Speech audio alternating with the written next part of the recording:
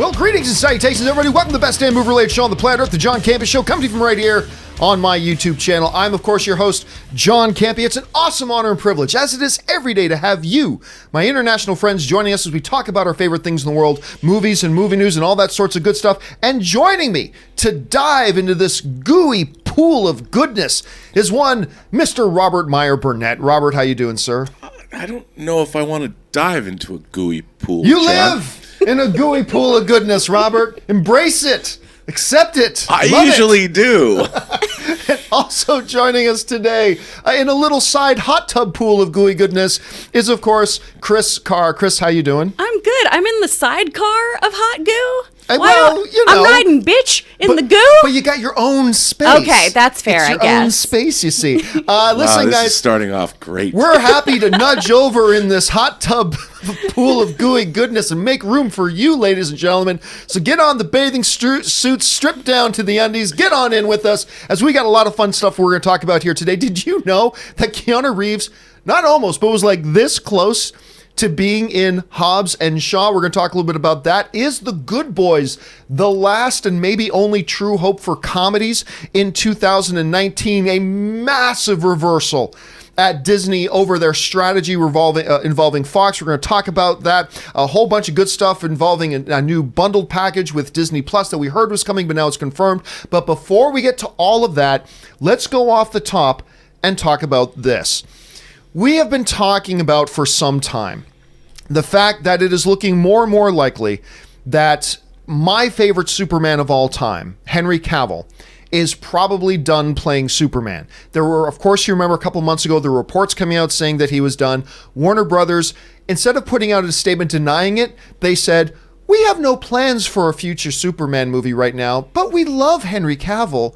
So just, you didn't answer the question. Anyway, there's been all that, and then some cryptic stuff here and there. Well, what has come up in the last couple of days that a number of you alerted me to yesterday was that more and more, including on IndieWire and other sites, they're now been reporting and referring to Henry Cavill, particularly when they're talking about the upcoming Witcher series, talking about him in terms of the former Superman. Now, it was then brought up in a couple of places that Henry Cavill, even at Comic-Con, which I didn't know about this, but I'm seeing a number of sources now reporting that while at Comic-Con, and this was overlooked at the time, when he was introduced to one or two things, he was introduced as, you know, he's done this, the former Superman, and this and this. It's like, wait a minute, time out, former Superman? Now, look, this may all be much ado about nothing. This might just be semantics. This might just be some people assuming he's not Superman anymore and using that little bits of language. But considering how important this issue is to somebody like me that loves Henry Cavill as Superman, I'm hanging on everything that comes out about this story. I'm hanging on absolutely everything that's coming out about anything referring to Henry Cavill, where, you know, whether it's suggesting that he's now done, whether it's suggesting that he's going to be back, whatever. I'm hanging on every single word. And I went through all these things yesterday, and it's now kind of become just assumed at this point, Rob, that he is in fact done as Superman. Rob, let me ask you this. Can you comfort me and reassure me and let me know, John, you're reading too much into this, there's probably still a good chance? Or are you thinking a little bit more paranoidly, like I am, that these little references like this only point more towards that he's probably done? Or is it much about nothing? How do you see this? Well, are we still sitting in the puddle of pool of the goo? Water's fine. Well, okay, so we're still there. I think it'd be easier to comfort you if we're sitting there. But look, I would say this. I think that, look, it's semantics. I think if they came up with a great script that was an irresistible home run, slam dunk, what have you, I think they could get Henry Cavill to come back and play Superman. I think everybody likes him as Superman. I think you can't, whether you love Man of Steel or not, I think you cannot deny Henry Cavill's presence. I mean, physically, he was a perfect specimen. I love his voice. You know, when he says it stands for hope. Who doesn't love Henry Cavill as Superman? And what he deserves is a truly great Superman film. But the world we live in, There isn't a Superman movie on our horizon, so I guess that's what they were saying is former Superman. Maybe they were told to say that. But I think, John, I always, look, what does he say? It stands for hope. Hope springs eternal. And if we're sitting here in the pool of goo of joy or whatever, wondering whether or not we're going to get a Henry Cavill Superman movie, I would like to say that we would. I think he deserves another Superman film. I think people want another Superman film from him. I think they just don't know how to make one yet. They don't know what to do. And as I know from working on Superman Returns, it's really hard to find an actor to play Superman. And Henry Cavill he's the man, dude. So on the other hand, I would say there is no Superman in his future, so maybe he knows something we don't. So I could go either way. I'm going to give you my joyous response that Henry Cavill he deserves another Superman movie, but the pragmatist in me says there might not ever be another Superman movie. Right. Now, I see, now you're talking to someone who I believes we already got a truly great Superman movie in Man of Steel, but I know I'm in the minority on that. I believe, I'm with you too, though. Yeah, I think that thing was great, but the thing that worries me, Rob, is that I don't think this is an issue of Warner Brothers needing to convince Henry Cavill to come back. I think this is an issue that Warner Brothers has moved on from that iteration of Superman. I think they just feel like we swung 3 times, we missed 3 times. I would disagree with them, but from their point of view, the thing, we swung 3 times, we missed 3 times.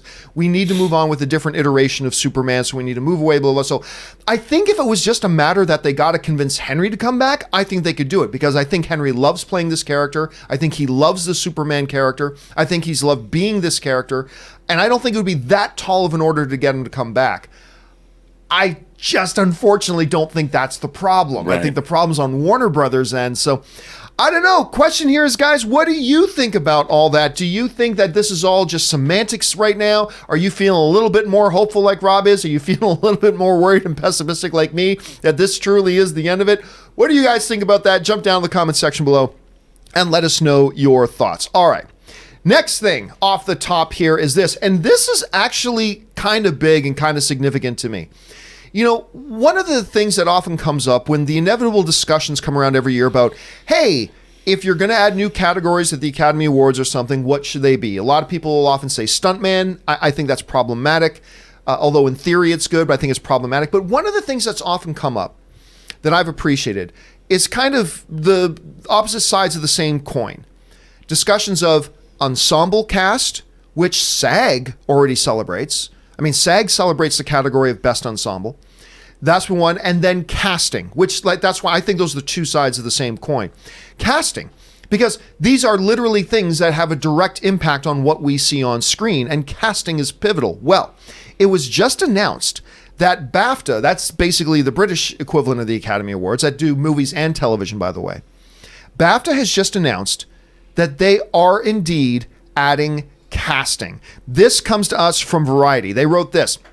I am delighted that a casting award will be introduced at both the Film and Television Craft Awards this year, said Maleficent casting director Lucy Beavan. It's a great honor for our industry to be recognized by BAFTA, and I look forward to seeing many deserving, talented casting professionals receive the award in the years to come. Now, why I think this is so significant is some people will sometimes bring up the idea of, hey, you know, trailers and marketing have a lot to do with the success of a movie. Should that be an Academy category? And I've often said no, because that has nothing to do with what actually is in the movie. That has nothing to do with actually ends up in this piece of art, the movie. You're promoting that movie, but that has nothing to do with this. The casting, though, Rob, the casting is one of the frontline things about how we perceive and look at and how the texture of movies is going to turn out, by getting the right people in the right roles. And if you're going to do, I think, set design, which has a direct impact on our experience of the film, if you're going to do hair and makeup that have a direct result of our experience of the film, then I don't see how you don't include a category like casting, which has, once again, a direct impact on how we see, view, and experience of film. I think this is a no-brainer. So, Rob, I also think that the Academy should probably follow suit, and I think the Oscars should follow BAFTA's lead here and adopt this. Get rid of the stupid never speak again of this ridiculous BAFTA best popular movie category, you freaking morons. Never speak of that again. If you want to introduce a new category, let's introduce something that actually has merit and artistic value, like the skill and craft of a casting director, skillfully matching up the right roles with the right performers. I think do that, Rob. Anyway, how do you see this? And am I overlooking something here that maybe should disqualify this from the conversation? Do you think maybe the Academy should just sit back and see how it works for BAFTA? Or do you think they should move on it right now? How do you see it? Well, okay. First of all, let me just preface this by saying working with casting directors has been some of the most gratifying and fun times I've had on projects, because most of the projects that I'm involved with are reliant upon casting directors to get the cast we need to get them funded, because you're working at the independent level. In Britain, actors are the acting profession is smaller, and the casting directors, when they're allowed to do their job, can be invaluable. They think outside the box. They find people you might not have initially thought of for a role, and a great casting person really does bring amazing insight and foresight into bringing actors in that might not have popped yet, and they're great. However, when it comes to studio movies, casting directors have less power and they're allowed less innovation, because studio movies are reliant upon putting a cast together that they can justify the larger budgets. So I think that there is you can go one of two ways. I don't think it would be necessarily a bad thing to allow casting to be recognized by the Academy. However, I do think that casting, as far as studio movies go, is less important as it is for more indie films, because studio movies are only going to greenlight films based on a certain, a very small group of people that they're going to put into the main roles. Now, all the other roles have to be cast, of course, but in indie movies, casting directors, I think, have a lot more leeway and bring a lot more to the table than they do in studio pictures. So I could see giving an Independent Spirit Award for casting directors to start with, and then maybe see how it goes with the Academy, but maybe I'm wrong.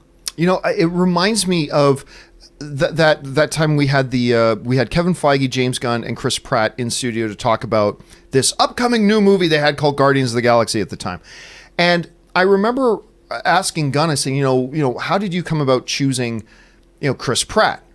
And he told the story on the show about how it's all our casting director. Yeah. Like our cast, I was looking, he said, at three other guys for it, and our casting director, and I forget her name at the time, but she was like, she kept saying, "I need you to meet with Chris Pratt." And James Gunn was like, "The Parks and Rec guy." Anyway, set up these meetings with these other, and she said she just kept coming back. This is your guy. This is your guy. So finally he relented and said, "Fine, let's take this meeting."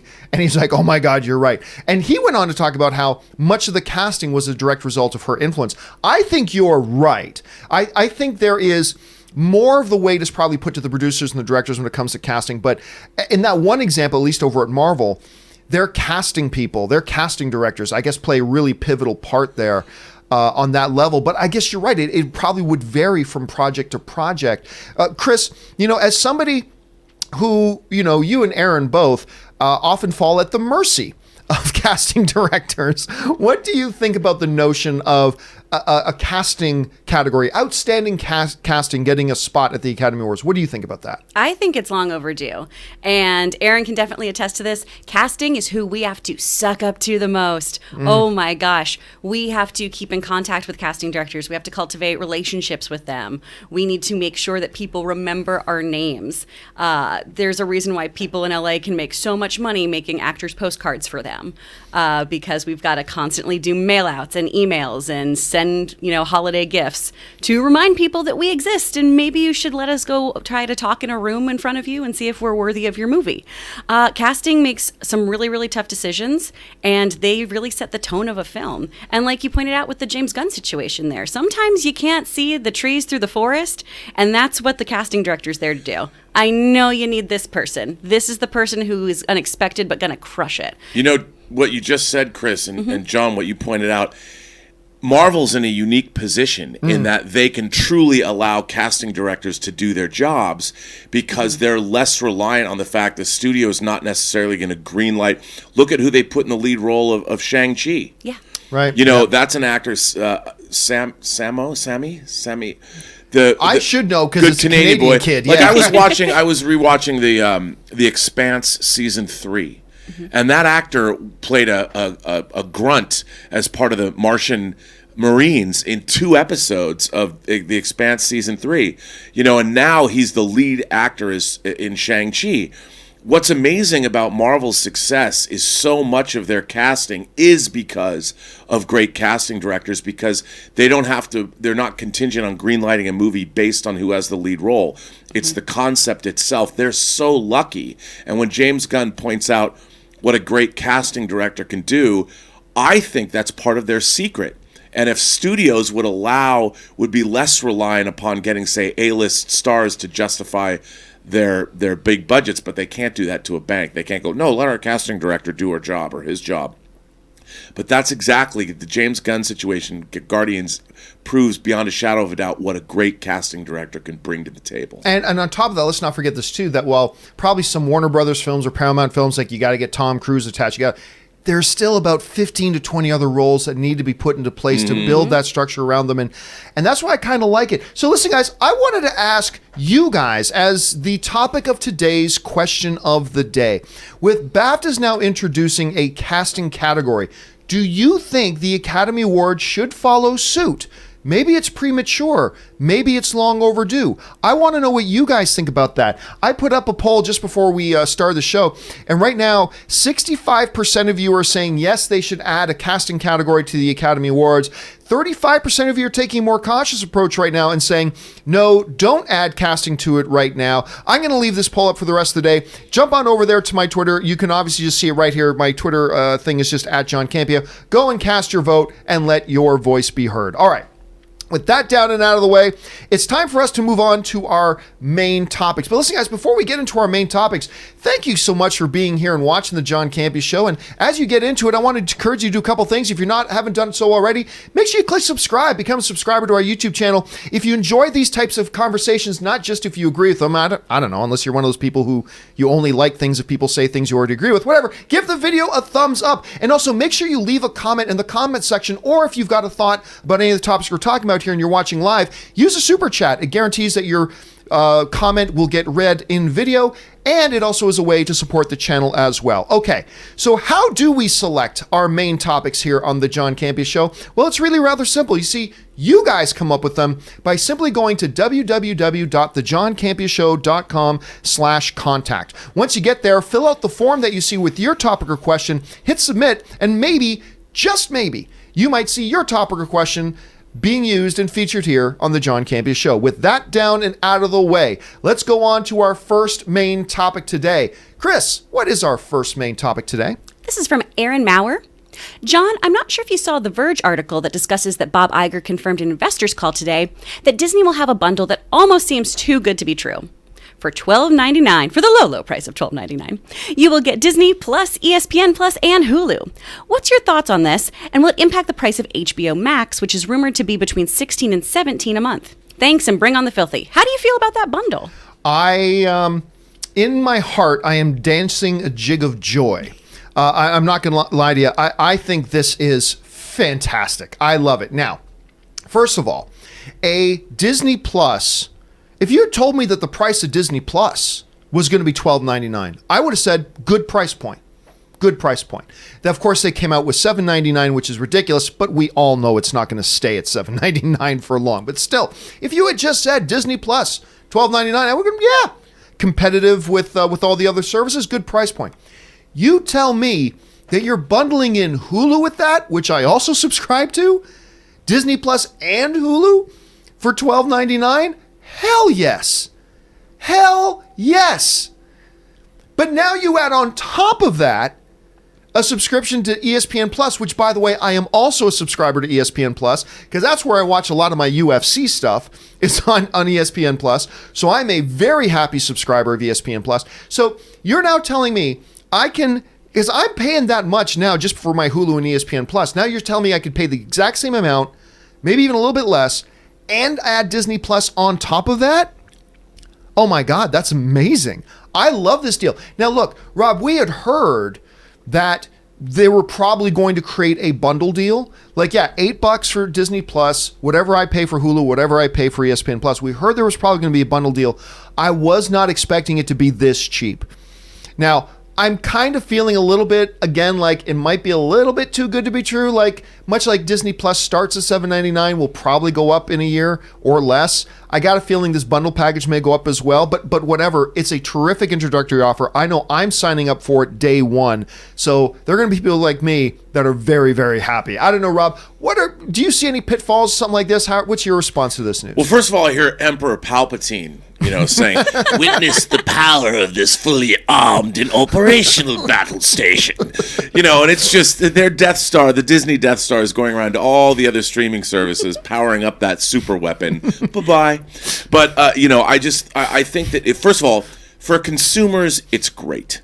And for anybody, I catch those ESPN 30 and 30. 30 for 30. 30 for 30 They're documentaries. Fantastic. I always seem to be sitting at a bar in the middle of the afternoon. Why I'm there, I don't know. Yeah, but they're always you and I showing. got to have a conversation about why you're sitting in bars in the middle of the afternoon.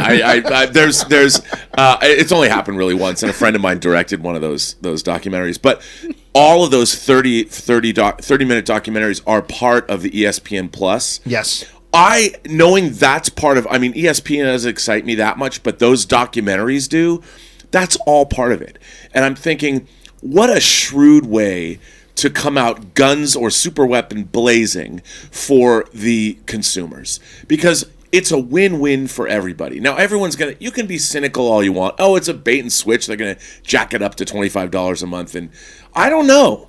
I don't know if they're going to do that. I think every household on Earth will eventually, I know it's not in Europe yet, or it's not in China yet, but it will be one day. I think they're doing a really good job of getting everybody to buy into this, and it's a win-win for everyone. It's a win for families. You got dad or mom if they're sports fans. You've got Hulu. You can watch the new Veronica Mars, which everybody should. And you've, of course, got Disney Plus, so you can rock The Mandalorian as much as you want. It's a win-win. I am in, dude. I think it's great. Disney, everyone's going to get cynical. Disney's job is to provide entertainment to the world. In my mind, they're providing me entertainment, and my wallet is not taking a hit, which is great. I'm reading some people skeptical online, and it's healthy to have a little bit of skepticism, but one of the criticisms that I'm thinking isn't really valid is I'm seeing a number of people online saying, the whole idea of moving to streaming was to get rid of the bundle things. That's cable. The whole promise of internet streaming is that we can get a la carte, get exactly what we want, to which my response is, you still can. Right. You can just get Disney Plus if you want. Like, if you're not into Hulu and you're not into ESPN Plus, you don't need to get it. Just get Disney Plus for $7.99 and be happy. If you don't want Disney Plus or ESPN Plus, you can just get Hulu. Or if you don't want those, you can just get ESPN. It's still there. Now, look, this might take a little bit more of a sinister turn if what Disney just announced was you no longer have the option. If you want Disney Plus, you gotta buy the bundle that includes Hulu and then includes ESPN. Okay, that would be a different conversation, I admit, but that's not the case. So to me here, I see nothing but win written all over the wall. I love this notion, and I think a lot of people will as well. Question is, guys, what do you think about this new bundle deal? First of all, we haven't even got Disney Plus out yet, and we're all excited about that. Now they're bundling it for something. You're going to get Hulu, Disney Plus, and ESPN Plus for the same price as Netflix. Come on. What do you guys think about that? Jump down to the comment section below and let us know your thoughts. All right, with that down and out of the way, let's move on to our second main topic today. Chris, what is our second main topic today? Second topic is coming from Vincent DeBaller. Hey, John, not sure if you saw the article in Variety, but it looks like Disney is getting a bunch of Fox's film projects they had in the pipeline and sent all their Marvel comic character stuff to Feige to oversee despite everything they said over the last year. The article says it all came about as a result of Fox losing Disney over $170 million in just one quarter. What do you guys make of this, and what are the potential consequences? Okay. This is obviously the topic of the day. This is the topic of the day. Every once in a while, studios will make a reverse. I have never seen Disney do such an about face and reversal of course and strategy as we have right now. Put this into context, okay? It wasn't even a year ago that Bob Iger said, yeah, we're going to keep doing Deadpool. It's fine. We can do some R-rated stuff. To avoid confusion, we're going to have it under a different label, different brand, blah, blah, blah. At CinemaCon just 6 months ago, Alan Horn, the High Lord Chief of all movies at Disney, he's the movie boss at Disney. He runs all the movie studios there. He's on stage highlighting not only Deadpool, but highlighting this big Fox graphic was, here's some of the Fox movies that we're going to continue on with. And under the big Fox brand, Avatar, Deadpool, I believe Planet of the Apes is when they first announced they were going to do more Planet of the Apes and all that kind of stuff. Just then, and talking about how they're so excited to continue on into the future, this robust lineup, a big robust lineup for Fox Studios, to which they also brought out the Fox chairman, or co-chair, Emma Watt came out talking about what a glorious future is going to be and what a difference almost 6 months and almost $200 million in losses make. Here's the story that comes out right now. Disney CEO Bob Iger told Wall Street analysts on Tuesday during Disney's quarterly earnings that the Fox's superhero titles would move forward under the stewardship of Kevin Feige. Not a big surprise. We already knew that about, X-Men and stuff like that, but this is including Deadpool now. So this is a new thing. Would move forward under the stewardship of Feige. Disney is also, this is the other big thing, axing the majority of the existing Fox film development slate and refocusing output after the studio posted a $170 million operating loss in Disney's fiscal third quarter. One of the biggest issues was the Fox studio performance, which was well below where it had been and well below where we hoped it would be when we made the acquisition, said Bob Iger. So within this one story, there are a couple of major major seismic shifts in Disney's overall policy and strategy regarding Fox. From April of 2019, yay, yay, Fox, rah, rah, Fox, to we're gutting most of the projects they have in development. Even the things we were going to leave under them as far as the comic book materials go, even the stuff we were going to leave under there, we're taking that all away. This is a massive, massive reversal of everything they had been talking about, again, from High Lord and Emperor Bob Iger himself. Now, this brings up a couple of things that we need to keep in mind. Number one, first thing that came to my mind was, Bob Iger isn't a guy who thinks 2 or 3 moves ahead. Bob Iger is a guy who thinks 5 years ahead. There's a part of me that's got to believe that maybe this was the plan all along. Then there's a part of me that thinks, well, why not just stay quiet at CinemaCon, at something like that? Why not just stay quiet and talk about Star Wars and talk about the MCU? Instead, they spent the majority of Disney's presentation talking about rah, rah, Fox, rah, rah, Fox. Look at these great little social media posts from Ryan Reynolds as Deadpool, folks, huh? Deadpool's coming back. Why spend all that time and energy when all you had to do is just not say anything and talk about other stuff? Now, Rob, I spoke to a mutual acquaintance of ours, who is let's just say he's deeply embedded in the Hollywood system, who believes that both are kind of true. They believe that there was a lot of debate going on within the hallowed halls of Disney about what do we do with Fox? Do we gut it? Do we go full-fledged ahead with it?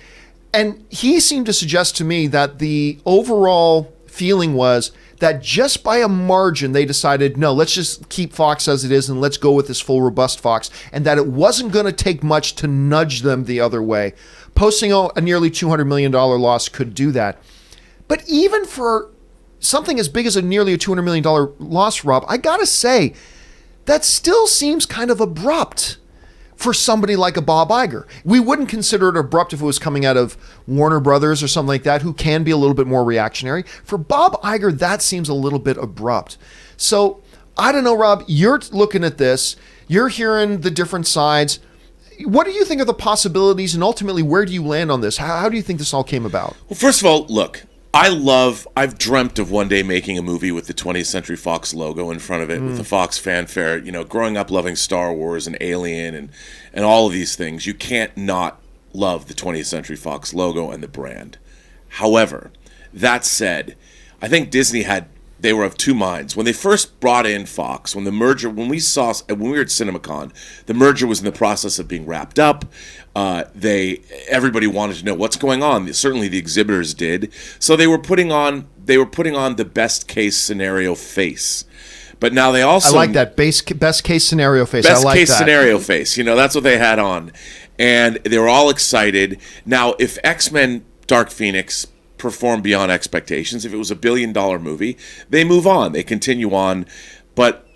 Or, which I think they knew because of projections and tracking numbers, this is kind of what they knew was going to happen. They hoped for the best, but now their course correction is what I think they've been planning on always. This way, they are no longer beholden to anybody at Fox. They're beholden to nobody who ever worked there. They've obviously been laying off people and getting rid of who was redundant. But now they have their excuse. We lost $170 million. So, in one quarter. In 1 quarter. So Fox, we gave you a shot. You got your quarter, even though it really wasn't. It was weighted. The game was rigged, as it always is, against Fox. But now they can do whatever they want. Bob Iger can do whatever he wants. He can make the moves he wants. I mean, look, we all knew, like you said, Marvel was going to get all of the old Marvel properties that Fox owned under their own umbrella. Well, now they can just come out and say it. And now they can do whatever the hell they want. They've still got Oscar bait movies like Ford versus Ferrari coming out. That looks amazing. Awesome. I can't wait to see it. I think that movie's going to make a lot of money. But it really now, Disney can spend as much as they want marketing the film. They're like, look, we're not going to market it the way we were going to. We now can mitigate our losses. They can now do whatever they want because they were given an excuse. And that's the way I look at it. Look, I hope they keep the Fox brand alive. I really do. I would miss the 20th Century Fox logo. I think they should keep it so they can make R-rated movies. But then again, look at Disney's year. They've, 8 movies, and 6 of them are going to make $1 billion? I mean, you can't argue with that. And if they do away with the Fox brand entirely to stick with what they're doing now, I understand. I'm not going to like it, but I get it. And you know, what you're saying is exactly the same thing I heard from the one source of mine, that they don't believe Fox is going to be even a brand a year from now. They think the brand itself may be gone at this point. And I think you bring up a really good point, Rob, that I don't think we should just gloss over, and that's this. I think you are 100% right when you said, hey, if X-Men Dark Phoenix had made $1 billion, hell, $800 million. If X-Men Dark Phoenix made $800 million, I don't think we're having this conversation. No. I think that would have been enough to make that no, let's keep things at Fox. I think it would have maintained the status quo, and I don't think we're having this conversation. I think Deadpool remains under Fox. I think all these films that Fox had slated to do are still intact. Maybe they're on a short lease, and maybe that would have changed again, changed later, a year from now or 2 years from now. But the fact of the matter is, Disney just spent $71 billion to buy Fox. They are making billion-dollar film after billion-dollar film. They don't like it as to be recognized or to be associated with their brand. A quarter loss of a couple of $100 million? It just changes things entirely. And from massive amounts of films being cut to now Deadpool is going to be under Kevin Feige's purview. Now, it should be pointed out here that I am assuming this means that Deadpool is going to be in the MCU. I suppose you could make the argument that, hey, just because it's under Feige's direction now doesn't necessarily mean that Feige can't have him off under another label. I concede that. That's possible. But I think the more obvious answer is that they've just decided, you know what, let's just go with what works for us, and let's just bring Deadpool over and all that kind of stuff. What does that mean for the rating of Deadpool and how they're going to handle the character? Well, that's for another topic here in just a second. But this is a massive move. This is a massive move that very well could lead to the end of one of the most iconic brands in Hollywood history.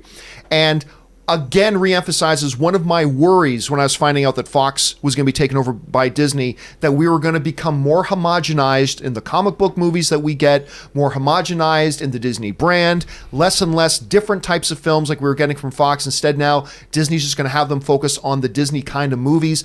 These are the things you guys laughed at me when I said I'm cheering for Comcast to win this Fox thing, and you guys laughed at me, but this is the exact reason why. This is the exact reason why I was cheering for Comcast. Because I think hell or high water, Rob, I think Comcast was going to keep Fox intact, operating the things, giving us the different types of movies that they give us. And now what we're seeing is my worst fears about this are coming true. Well, Disney homogenized. There's one other thing. They said they're going to keep Fox Searchlight intact. Yes, which I'm so glad you brought that up, because that's a major thing. I mean, Fox Searchlight, of course, was a division of Fox, their indie division, headed up by people like Nancy Utley. They've had a great, very stable group of executives that have run Fox Searchlight for a long time.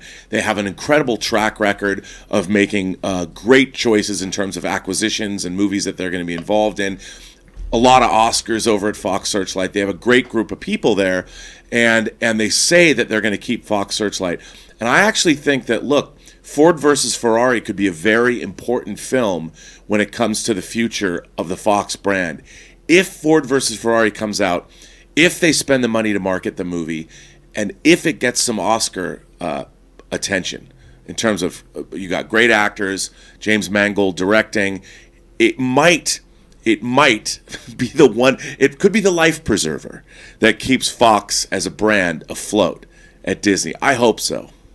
All right, guys, the question is, what do you think about this massive reversal on Disney's front? Do you think this is exciting? Do you think this is troubling? Do you think this is shocking? Do you think this is really no surprise at all? Jump down to the comment section below. I want to know what you guys have to think about that. All right, we need to move on to our next topic here, which is actually pretty much directly tied into that previous topic. So let's now move on to main topic number 3. Chris, what is our third main topic today? Our third topic is a perfect segue. Mike writes, "Hey, John. David Leitch, director of Deadpool 2, said that Deadpool 3 may not be rated R due to Disney wanting to integrate him into the MCU. But they want to find a compromise to where they find a, quote, happy ground. How do you think they should handle Deadpool to where everyone is happy? Thanks. Do you think everyone can be happy here?" No, there's no scenario here where you make everybody happy.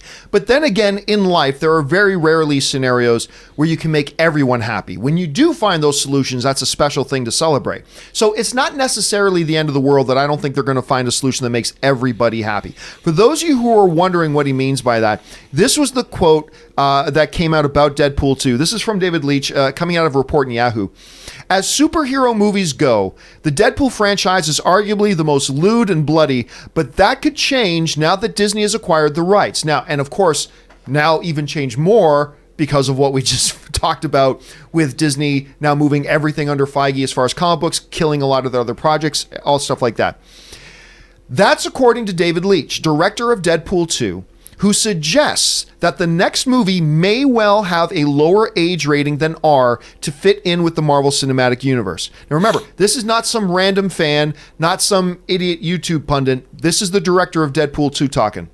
He said it's rated R, so that's not necessarily the MCU brand, but he doesn't necessarily need to be rated R, and Disney don't necessarily need to make him PG-13. Yahoo. Now this is the type of comment I think a lot of people who are big fans of the Deadpool franchise have been dreading hearing.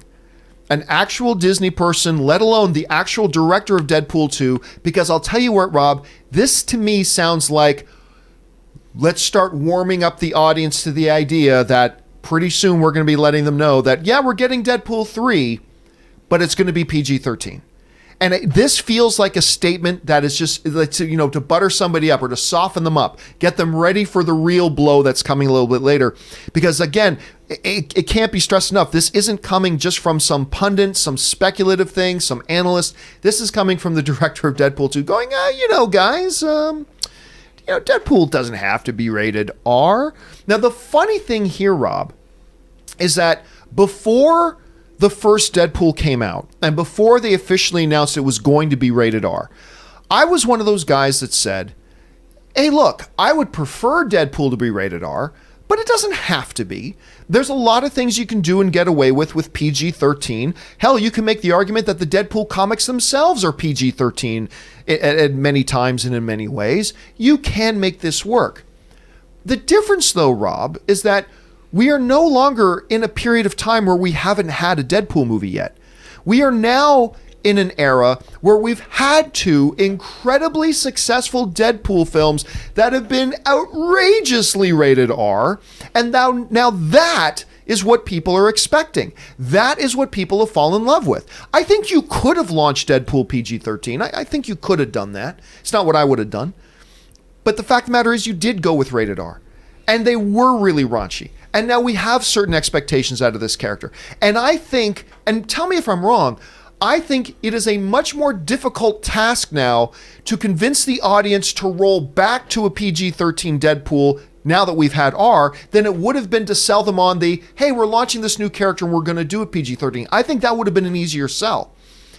And now in light of, Feige saying all these characters, including Deadpool, are now going to be under the auspices of Kevin Feige, all that kind of stuff, with this comment from the director of Deadpool 2, my fear, and it should be noted, it's just a fear because nobody's said anything official yet and probably won't for a while. My fear is exactly what we said before. Hey guys, if you want Deadpool in the MCU, you may get it, but be careful what you wish for, because if you do, it's probably going to be PG-13. And it looks to me like that's where they're heading. Rob, am I reading too much into this? Am I wrong for analyzing it that way? How do you see this? I'm pretty much in agreement with what you just said. The thing about the Deadpool movies, I think, that made them so funny and so amusing to watch is just how irreverent. I mean, it truly is. Deadpool is like a punk rock album.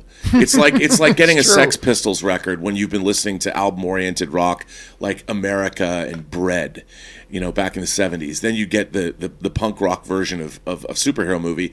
And the fact that there's so much over-the-top sex and body humor in those Deadpool films is what makes them what they are. Now, can you put a character like Deadpool in the MCU? Sure. You could also make a John Wick movie where he doesn't shoot people in the head anymore. He only shoots them in the arms and the legs so they're not going to die. But that's not John Wick. That's not what people want from those films. Now, I think if you're going to make a standalone Deadpool movie and take away the body humor and take away, body, not body. If you're going to take away the sex jokes, I still want to believe that Deadpool celebrates National Women's Day every year by getting pegged by his girlfriend, which is fine. And if they're going to take all that out of the movies, you're going to lose something. And I think part of the reason that we watch those films is for that blast of irreverence that we get in them. Now, the character of Deadpool can be interchangeable. Ryan Reynolds is a really funny guy, and I could see Deadpool working in an MCU film along with other characters. I would love to see Deadpool relentlessly making fun of the Avengers, relentlessly making fun of Thor. I could see that could be very fun to watch, but as a standalone Deadpool film, I don't know if it's going to work, John. And I was hoping they would keep the Fox brand so they could release a Deadpool movie that I want to see. But I'm not going to not go to a PG Deadpool movie. I'm just going to be very dubious when I do. Mm-hmm. Right. And again, let's be clear here. It's not like Disney, Bob Iger just said, we're going to keep doing Deadpool and it's going to be PG-13. I'm just fearing that all signs seem to be pointing to that at this point. Chris, when you think about this and you look at the Deadpool character, of course, brought to life so brilliantly by good Canadian kid Ryan Reynolds, at this point, can you roll back to a PG-13 and make the audience happy doing it? Is there a way to do that? Can you? Sure. Will they be happy? Probably not. Especially because Deadpool kind of opened the doors for all these other really graphic shows that we're all now enjoying. We're in a world of The Boys now, and we first kind of acclimated to that because of Deadpool, and we love how he is. We love that he gets pegged and masturbates with unicorn slippers. He's the greatest. I want to see him in the MCU, if only to see him make Tom Holland really uncomfortable, because that's one of my favorite things in the comics, when Deadpool just hits on Spider-Man a whole bunch. I think that's always a fun time. Really enjoy all of that. But I just think, make it R. Don't be such little bitches, Disney. Come on. Come on. Yeah, and the thing, like I've always said, Bob Iger, I don't think he's going to allow that in the first place. And now hearing the Deadpool 2 director, who also directed, Hobbs and Shaw, and directed the original John Wick, coming out and saying, well, everybody, I just feel like he's softening us up. I feel like this is a coordinated PR effort. Have the director start dropping hints that, hey, guys, start getting used to the idea of a non-rated R Deadpool. And this is my nightmare. This is what I've been worried about the whole time with this whole acquisition, is this stuff. It's like when your friend has kind of crummy girlfriend, and it's like, well, Karen really doesn't like me going to the bar in the middle of the afternoon anymore. And you're like, well, that's what we do, and that's fun. And they're like, man, no, I'm just going to go buy some new Dockers, and like, we're going to have a really nice weekend at Bed Bath & Beyond. Dockers. Like, don't do that to my guy. Leave him alone, Karen. Well, but you know what? I wouldn't like a girlfriend like that. No. Another thing about this is that the Deadpool franchise, as it existed, $750 to $800 million worldwide Each. And that's what you're looking at. I mean, that is nothing to sneeze at. Now, in Disney's billion-dollar world, of course, that's true. But Deadpool is still that's some substantial cake for movies, and their shareholders are going to ask, yo, if you're not going to make Deadpool movies that make at least that much money, what are you doing? So Disney, I don't admire where Bob Iger's at with Deadpool here. I think that they're going to wait and see what they can do. I think Bob Iger says if anybody can make this work, Kevin Feige can. But there's no way Disney, under their Disney brand, is ever going to release an R-rated Deadpool movie as we've seen them. If they don't come out under Fox, they're not going to come out at all. You're going to get a different version of Deadpool coming out of Disney proper because they can't justify it. If 10 parents get angry and start some letter writing campaign or start a change.org petition, Disney is not going to allow that to happen ever. So, is it safe to say that right now that our best case scenario is that Deadpool comes under the direction of Kevin Feige, but Kevin Feige chooses to keep it under the Fox brand and release R-rated stuff separate from the MCU?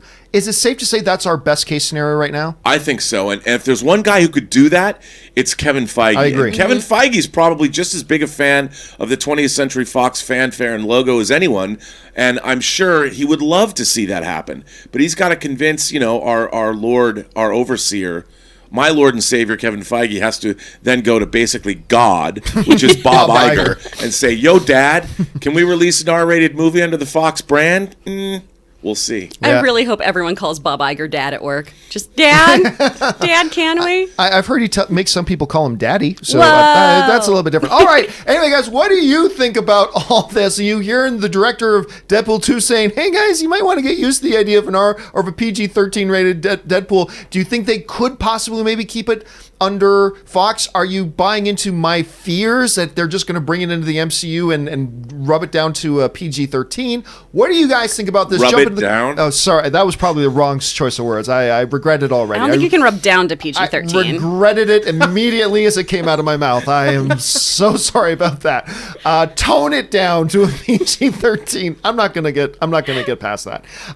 What do you guys think about that? Jump down in the comment section below and let us know your thoughts. All right. With that down and out of the way, let's now move on to our fourth main topic today. Chris, what is our fourth main topic today? This one is from David Fallman. Did you guys see that story that Keanu Reeves was going to be in Hobbs and Shaw and that it was sort of a last-minute decision for him to not be in it? How crazy would it have been if you had Dwayne Johnson, Jason Statham, and Keanu Reeves in the same movie? Why the hell wouldn't you make that happen? Thanks for all you do. Yeah, why wouldn't you make that happen? Yeah, I mean, it is kind of crazy. So for those of you who don't know what they're talking about, remember, there were rumors a while ago that maybe a Keanu Reeves would appear in Hobbs and Shaw. Well, there was substance to that, as it turned out. Now, we all know that he's not in the movie, but there was substance to that. Speaking of David Leitch, who we were just talking about under the Deadpool 2 story, he said the following, talking about Hobbs and Shaw. He said, it all stemmed from the fact, and remember, he had worked with Keanu Reeves before in John Wick. It all stemmed from the fact that we had talked to Keanu early on. It was even before where we ended up with this draft. I had been talking to Keanu periodically throughout the shooting of it all and looking for opportunities to where it could be. I also wanted to make sure that it was enough. a real promise for something legitimate in the future, and wasn't just a stunt casting role for one film. We started to populate the movie with all these other personalities, and I just didn't really think that we needed it. Although, I would have loved it. Now, I'm about to give away what some people might consider to be a bit of a spoiler for Hobbs and Shaw. Although it's not a surprise cameo, it's a legit casting of a small part. Many of you have probably heard of it by now, but I am just warning you right now, I'm about to give away a little bit of something about Hobbs and Shaw. Plug your ears for the next 5 minutes if you don't want to hear anything about it. Of course, Ryan Reynolds, ended up being in the film. He's going to be part of the future. Dwayne "The Rock" Johnson has recently come out and said that, the post-credit scene in Hobbs and Shaw paints a picture for what the team is going to look like in the future. So we kind of know now that Ryan Reynolds is going to be more integrated in. So maybe there really wasn't space. And I got to say, Rob, as much as I drool at the idea of another good Canadian kid being in Hobbs and Shaw, in Keanu Reeves, I got to say, I've always said that story comes first.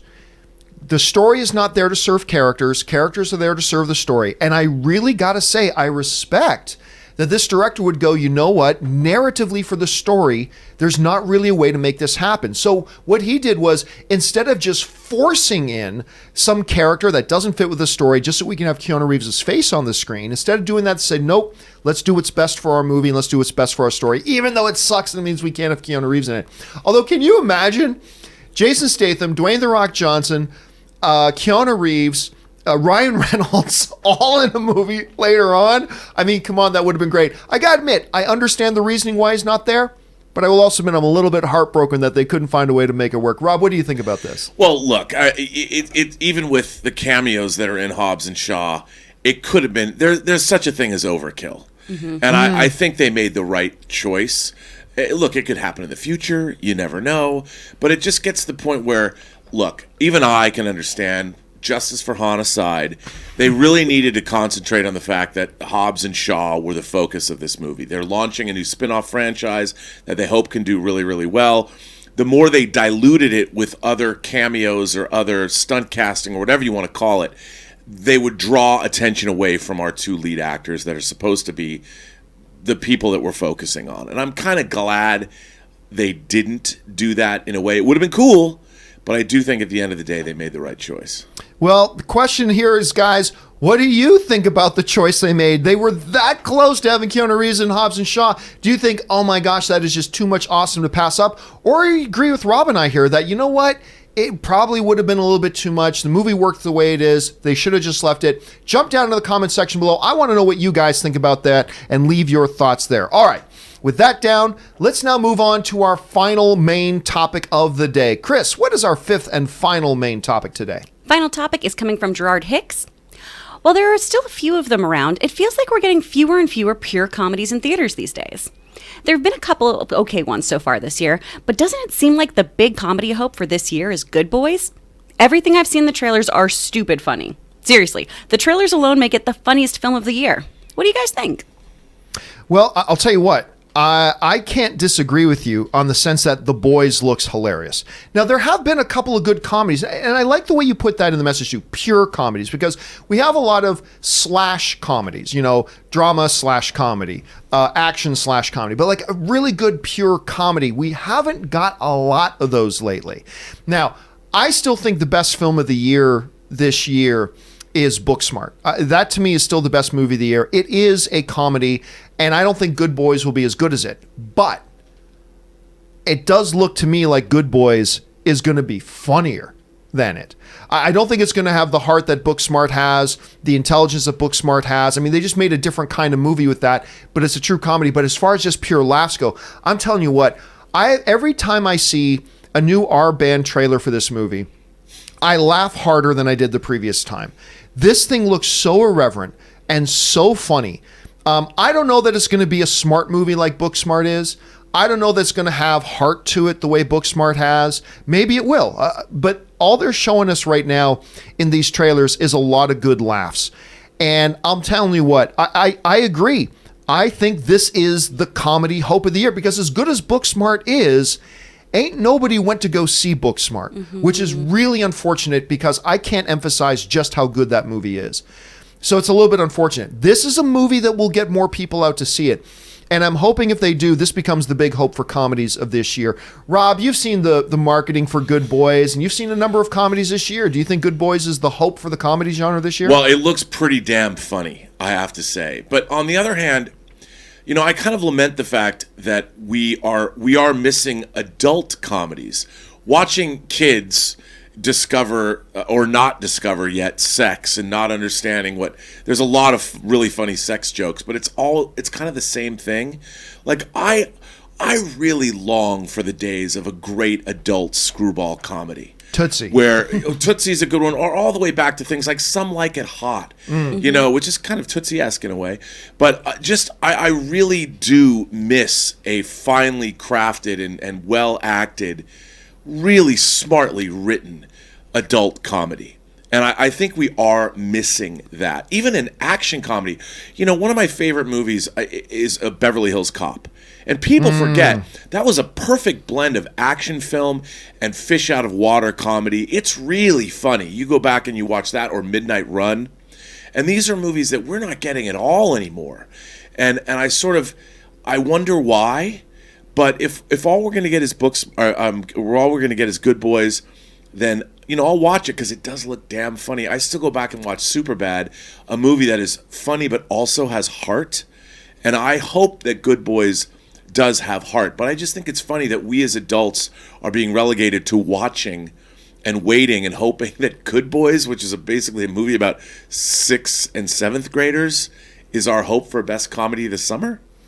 Well, it's whatever the movie's about. If you can make me laugh, you can make me laugh. Sure. But you raise a great point about we don't get a lot of those other comedies anymore. And I'm hoping that films like this can spark studios to want to reinvest again in comedies.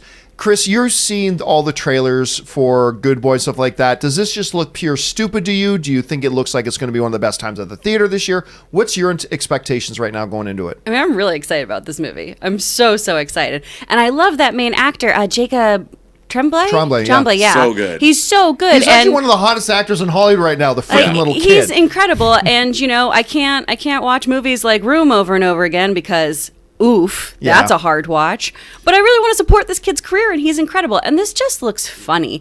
All of their interactions, too, with the kind of out-of-trailer trailers with Seth Rogen. He was on, I think, The Tonight Show the other day, that Jacob kid doing impressions of Seth Rogen. I really want to see this movie. I think it looks fun. I do wish we have more comedies, so I think we should go support this and go see it, and hopefully it turns out really well. I don't want the remake, but I want more movies like Clue. I want more, Maddie Cons to pop up in the world. I want to see that kind of stuff. Oh, Maddie Con is the reason why I've done anything with my life. I remember seeing her in Clue and just going, I can do that. That makes sense to me. That's fun. But John, you're right. If a movie's funny and it's supposed to be a comedy, that is enough. Mm-hmm. I think a great comedy, no matter who's in it, no matter what it's about, I will watch a movie about 6th and 7th graders if it's damn funny. And this looks absolutely hysterical. That doesn't mean that I don't lament the days where I can watch, more adults. Yeah. Well, hopefully one will lead to the other. That's the hope at this point. Because I think what's disappointing is the comedies we've been getting, the remake of Dirty Rotten Scoundrels with Anne Hathaway. Yeah, and with I think it was Rebel called Wilson. The Hustler or something Hustler. like that. And or Hustlers or whatever. I wanted to love that movie. And I hoped it was good. And I just think we're not getting those things, and we've got really deft comedians, really gifted performers that are really being let down, and I don't understand why. Mm-hmm. Well, guys, the question is for you. Do you think a movie like Good Boys is coming out next week? Do you think this is a movie that can be like the great hope for the comedy genre this year? Jump down to the comment section below and let us know what you think. All right, guys, that does it for all of our main topics today. We're going to take some time now and take live questions. But before we get to those live questions, there are a bunch of other things going on in the world of entertainment that we don't have time to make main topics here today. But if you're watching the John Campea Show, I want to make sure you're caught up to date. So Fact Checker Jonathan proudly presents to you today's installment of the Movie News Feed. Check it out.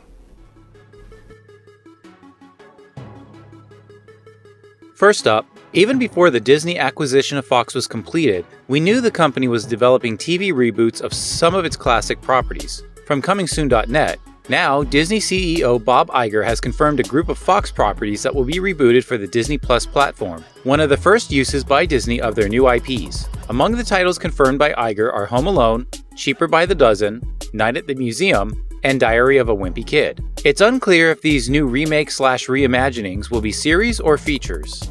Next up, it's been roughly 2 years since Atomic Blonde exploded onto the scene, but the hopes for a second film have persisted in the time that it has passed. From Cinema Blend, as it turns out, the sequel might be headed to streaming. Atomic Blonde director David Leitch revealed this twist in a recent interview with the following caveats. I think there is still talk of a sequel. A streaming service is into it. I don't know all the details. I was a work for hire on that movie, but at the end of the day, Kelly McCormick, my producing partner, and my wife, she will be involved, I'm sure, as a producer. That's how I got the gig in the first place. We'll see. In its 2017 release, Atomic Blonde made around $100 million on a $30 million budget, so it was certainly a pretty sizable hit. It would make sense that streaming services would be interested in trying to make Atomic Blonde 2 happen. Next up, Taika Waititi is preparing to head back into the Marvel Cinematic Universe with Thor: Love and Thunder. But before that, the filmmaker is heading to the Toronto International Film Festival to premiere his latest film, the darkly comedic satire Jojo Rabbit. From Slash Film,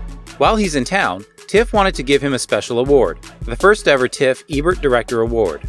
TIFF co-head Cameron Bailey sung the director's praises in the festival's official statement. Taika Waititi is the rock star cinema needs right now. His films are full of razor-sharp humor, faultless style, and boundless generosity. Somehow he manages to stuff both indie hits and massive crowd pleasers with big radical ideas. We're thrilled to be premiering his latest, Jojo Rabbit, at the festival and to hand over the inaugural TIFF Tribute Award for direction to this 21st century master. Next up, Netflix has given a 10-episode order to Tiny Pretty Things, an hour-long drama series based on the book by Sona Charapotra and Danielle Clayton. From Deadline, Tiny Pretty Things is set in the world of an elite ballet academy and charts the rise and fall of young adults who live far from their homes, each standing on the verge of greatness or ruin. The Archer School is an oasis for an array of dancers, rich and poor, from north and south, and a range of backgrounds. Yet they all share a rare talent and passion for dance, a loyal sense of community, and when it comes to their dreams, no plan B. And finally, almost half of all UK homes now take one of the major subscription streaming services, with Netflix at the front of the pack, according to a new report by British media regulator Ofcom. From Variety, the US behemoth extended its lead in Britain by posting the largest subscriber gains in the first quarter of 2019, up 26% year-on-year to 11.5 million. Amazon Prime Video was up 23%, but trailed with 6 million subscribers. In terms of British programming, Amazon and Netflix are investing heavily in local content, but cannot expect to match the traditional broadcasters in volume. In the space of 7 years, streaming services have grown from nothing to reach nearly half of British homes.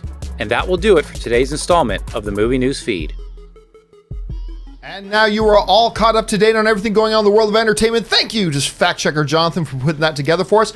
And now, guys, it's time for us to go over and take your live questions. The entire run of the show, you guys have been firing in stuff that you want us to talk about. So let's jump on over right now and see what you guys have to say. And we're starting things off here with Draco Eris, who writes, Chris, have you seen any of the Lion Guard movies or episodes? I recommend season 1, episodes 1, 7, 12, 20, and 21. They are streaming on Disney now. These episodes are worthy of the Lion King legacy. Chris, I gotta tell you, I've never heard of any of these things Draco is talking about. Are you familiar with this series? So I'm familiar with the series, but I haven't watched it, and I'm a really bad friend because Vargas Mason, who I used to do stand-up shows with, is one of the voice actors in it. I've heard really, really good things. The original voice of Pumbaa shows up. Oh, really? Yeah. He's made a whole career out of being Pumbaa, but never got an Emmy nomination, whereas Nathan Lane got an Emmy nomination for the show, and he only stuck around for a handful of episodes. Huh. But if it's good, I'll have to check it out. Learn stuff every day. All right. Next up, thanks for sending that in, Draco. Okay, next up, Angry Irish Benjamin writes, is there a spoiler talk for Hobbs and Shaw in the future? No, probably not. It's not really a movie that lends itself to spoiler discussions. I mean, other than what we talked about earlier, the Ryan Reynolds thing, there's really nothing to spoil per se. So probably no, not going to be one for Hobbs and Shaw. Other than the justice that Han Solo should be given. Well, yeah, well, there's that. We should have talked, but that wasn't even there to talk about. So, but I don't know, maybe I should have done one. Anyway, it's too late now. Angry Irish Benjamin also writes, I really quite liked Hobbs and Shaw when I saw it. So immature and unprofessional of Tyrese Gibson to belittle its moderate success. Well, Angry Irish, I'm not going to get back into that again. I got into that quite extensively yesterday. You guys already know my opinion on Tyrese Gibson and how he's handled this whole thing going back to last year. I said last year, you got to get rid of him because this will happen again. It doesn't matter if he's apologizing now. It's going to happen again. And here we are now, and it happened again. He's embarrassing himself. He's embarrassing the studio. He's embarrassing people who work in this franchise with them. And dude's got to go. Dude's got to go. Anyway, Ethan Tech World writes, what internet provider do you use and speeds? I use, because in the United States of America, there are monopolies. There are regional monopolies, and the government allows internet service providers to act like gangs where they all have their territory and you have no choice what you want to use. That being said, I am fairly happy with my internet service provider, which is Spectrum. I have an internet plan that gets me 500 megs download per second and 20 megs upload per second. So that's actually pretty good. I would like better, but that's actually pretty good. Angry Irish Benjamin also writes, I think the MCU should differentiate its next phases by having multiple smaller Avengers teams with their own franchises. Then you can unite them against a bigger threat in an Infinity War kind of way. I'm going to tell you what, Angry, I actually completely disagree. Because I think what they need to do now is really focus more on the individual films. I really do think that's what they should do at this point. We talked on the other day, Rob, about how I'm not really sure that they should be introducing the next big bad, right now. So much as focusing on telling good, solid individual stories, get new characters introduced, blah, blah, blah. I don't think trying to make, because here's the problem, Angry Irish. I think if you try to make everything big Avenger level stuff, you're going to fatigue pretty quick. If every single movie's like, oh, this next one is, Avengers A, and the next one's Avengers Team B, and the next one's Avengers Team C, and then there's the big event. I think you're going to get fatigue on that pretty quick. I think it would gas out fast. So I don't know that I agree with you on that one. Rob, maybe that is. Do you think that's the way to go, or do you see another way? No, I think what you said is exactly right. We need to as if I'm having anything to do with it. I think the MCU needs to concentrate on telling individual stories again. We already saw the Infinity Saga over 23 movies. Let's start back to the beginning and build up from there. We're going to get the Eternals. I don't want to see a big bad in the Eternals. I want to see the Eternals. Shang-Chi. I want to see Shang-Chi's relationship with the Mandarin. I would assume the Mandarin is Shang-Chi's father. I want to see that dynamic, and I want to see really great characters developed and explored. And then once those characters are established, then have them meet the other characters, then lead up to another Infinity Saga, the same way they did it the first time. Mm-hmm. Chris, do you think they should be going big right now or going a little bit more individual scale? No, definitely individual. You can't have that big epic film without having all those right cogs in place. All right. Thanks for that, Angry Irish. All right, next one up. Chris Feldman writes, is there a website like Box Office Mojo that shows the profitability of movies? I'm just curious what films got the biggest return on investment. No, there's not, Chris, but you can do that a little bit on your own. Again, every movie is a little bit different. Every movie spends a different amount of money on marketing. One film will spend $40 million on marketing. Another film like Endgame will spend $200 million on marketing. But if you know the basic math, all right, the basic math, this is not a science, it's just a general rule of thumb. Take the production budget of the movie, add $50 to $100 million for marketing, then that's your total cost. Now, take the amount of money it makes at the box office and roughly subtract 33%, or 1/3. If your remaining number is bigger than the combined number of the production budget and the marketing budget, then you're profitable. Again, it's not a science. It's every film is individual. It's just a general rough rule of thumb. But no, there's no place you can get those exact numbers per se. You just kind of got to do the math yourself. Adam Martinez writes, saw Inception for the first time. So good. I envy you that you got to see that movie for the first time, because I'll never be able to see Inception again for the first time. Certainly better than Interstellar, but I'm so glad you saw it. I'm so glad you liked it, Adam. Pelican Mike writes, Disney Plus, what if Drax? I'll do you one better. Why if Drax? Very good. Very good, Pelican Mike. I like what you did there. All right. Nathan Oswald writes, what's the difference between Flash and Quicksilver? Everything. They are completely different characters. 1,000% different characters. The only thing that's similar with them is that they're both speedsters. That's the only similarity they have. Nathan Oswald writes, which character is more conflicted, Loki or Magneto? I don't think Magneto's all that conflicted. To me, Rob, one of the things that makes Magneto my all-time favorite character is he is resolute. He has no doubt. As Vader would say, there is no conflict. I think he's massively multi-layered and all that kind of stuff. So I think the answer is the more conflicted. I think that's Loki. What do you think? Look, I'm with you. I think Magneto knows exactly what he wants, and I frankly want Magneto to win. Let Homo sapiens be eradicated in favor of Homo superior. And by the way, Jonathan Hickman's new run on X-Men's bananas. And I'm loving. I think I'm loving it more than I've loved X-Men in years. But I really do think that Magneto is far more resolute, like you said. Loki's conflicted because Loki, he wants to be nice, but he knows that being bad is much more fun. Well, it gets him what he wants a little bit easier. What do you think, Chris? Oh, Loki's such a stinker. No, I think that Magneto's completely justified in his own mind, and for the most part is justified in a lot of his actions. He went up against Nazis, you guys. He's not conflicted. He feels absolutely correct. And who can look in his face and when he says humanity is really bad, who can stand in his face and say, no, you're wrong? Xavier does. That's part of the reason why the mythology of the X-Men is like one of the greatest things ever in the history of comic books. Chris Feldman writes, if you were limited to only see movies but not hear them, or to only hear movies but not see them, which do you prefer? That's a great question, Chris. And I'll tell you, I would prefer to hear them. And here's why. Take a movie like Zack Snyder's Sucker Punch, which has a friend of mine in it. That movie looks beautiful. It is a gorgeous, and I've often said, if you watch Sucker Punch on mute, you'll think you're watching a pretty good movie. It's not a very good movie at all. It's a bad movie, but you can't really pick up story. You can't get things. Whereas if you're listening to it, like if I'm driving in a car and we're on a long drive to say Vegas or San Diego, Anne can have a movie on her phone she's watching, and I can hear it, and I'm following along with the movie. So I say I would rather have both, but if I had to pick one, I'd rather hear it. Chris, would you rather see the movie or hear the movie? Hear the movie. I love hearing jokes. I can't see a joke a lot of times. That's true. Rob?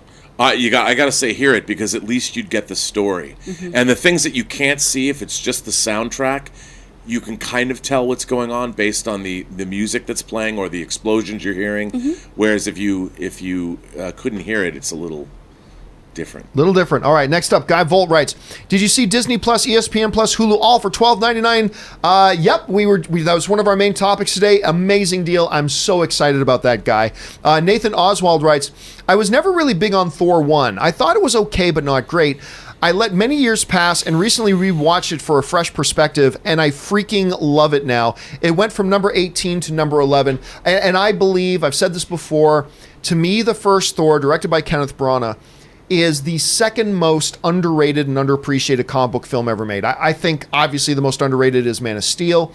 And after that, I think, is the first Thor. I love it. It is a movie about fathers and sons with wonderfully rich characters that are written with great multidimensionalism to them. And it's fun and exciting and funny all on top of that. So I absolutely love it. I mean, I have it a little bit higher than number 11 personally.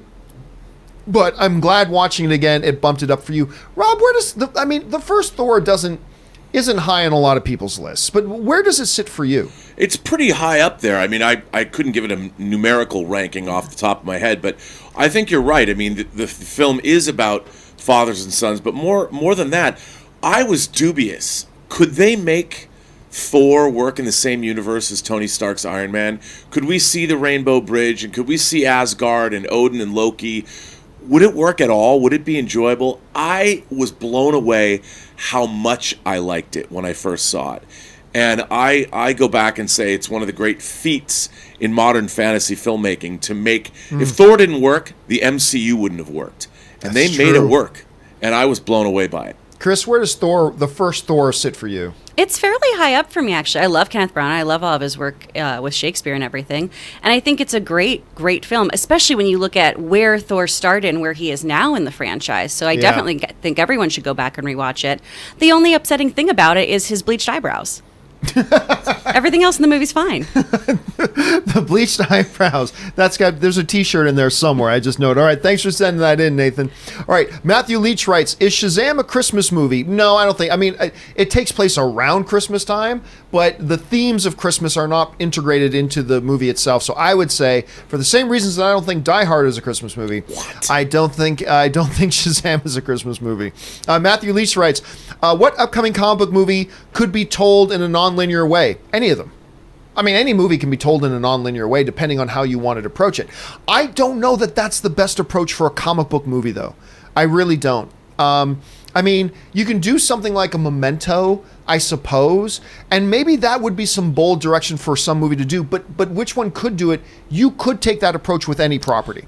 You really could. Mm-hmm. So, Rob, to me, none in particular stand out. I think you could do it with any, but you'd have to be very, very careful. How do you see it? Yeah, I mean, it really depends. It's like I could have seen Black Widow, for instance, being a flashback structure or something like that. But it really depends on the film. I mean, like you said, any movie could be told in a non-linear fashion. Do you think one stands out to you, Chris, that they could do it with, or is it just kind of any? I mean, I think you could do it with any of them. I'm trying to think of one that's already a pre-made film that we've seen. The first comic book that comes to mind, because it already does a lot of that kind of storytelling, is Sex Criminals. That one is really easy to jump around in time and space because that's what they're literally doing. Doctor Strange, you could probably play with timelines. Yeah, Doctor Strange. We could do your favorite thing in the world, and we'll have so many different multiverses, and we'll use so much time travel, and it'll be your favorite movie. It would be the madness. Best thing ever. It'll be madness even. All right. Benny95 writes, John, love the show, but you're missing an incredible opportunity. Whenever Rob has a great observation, say that's a great Robservation. Look, I'll tell you this right now. He doesn't have the copyright to do that. There's a copyright issue, number one. Number two is, while I love the title of Rob's show, and I remember the first time Rob told me what he was going to make the name of his show, and I just geeked out over it. I thought it was great. I'm never going to do that. Just to be clear, I'm never going to do that. That is a fabulous name for a show, but I am never going to do that. Benny95 also follows up and writes, John and Rob, you have to watch the YouTube videos on Game of Thrones being devoid of logic. Parts 1, 2, and 3 hilarious and highlight just how bad Season 8 really was. Nah, that's bullshit, Benny. Game of Thrones Season 8 was fantastic, in my opinion. And you don't, that's fine. But everybody makes a video about, whenever I say, I didn't like Assassin's Creed, but John, you got to watch this video on YouTube that this guy made about why Assassin's Creed was actually awesome. He makes some great points. You got to go see that. No, I don't need to see that. I do. I don't need to see that. I appreciate that maybe that guy liked Assassin's Creed. I appreciate that he'll put his observations into it, but I don't need to go and watch propaganda trying to convince me to see things a different way. I've watched season 8 of Game of Thrones. I think it's brilliant. I thought it was fantastic. It was rushed. And there's some valid criticisms you could bring up that maybe affected some people one way, but affected other people a different way. So I generally don't go around watching agenda videos. And that's why, I don't make, I'll make videos, Rob, about how, every once in a while, when there's a movie coming up, say World of Warcraft is coming up, right? I might make a movie about, or make a video about, 5 reasons why I think this will be great, right? And be predictive. That's just predictive. What I don't do is, I hated, sticking with the example of Assassin's Creed, I hated Assassin's Creed, and I'll do my movie review, and I'll say in my movie review that I didn't like it and why I didn't, but I'm not then going to go on and make a 7-part series about why Assassin's Creed sucked. And, I don't see the purpose for those videos other than to just give people things they already think. I don't see the purpose for those videos. Some of them are put together very well, but let me rephrase. I don't see the purpose for me to make those videos. So let's clarify that. I don't see the purpose for me to make those types of videos. Or why you're dumb if you don't see the brilliance of the new Lion King. Well, no, I'll do my review. I'll say why I like it and all that kind of stuff. But I don't need to make agenda videos to try to force people to see it. And I don't generally spend my time going around and watching those videos, even when they're videos that are saying the things that I agree with. There's no point in me watching them. So, no, because for every one of those videos, you can put out videos that somebody else put out saying the opposite. So I'm just not into those sorts of things, to be honest with you. Rob, what about you? Well, look, I'll watch videos like that because it for me, I think about how things are written. Like, I'm always going, was this well written? How can I be a better storyteller myself? But for the most part, talking about how something should have been, even though I've done this a lot in my life, but watching multi-part videos, Game of Thrones season 8 was already what it was. It's never going to be different. It happened. We saw it. You can't change the past.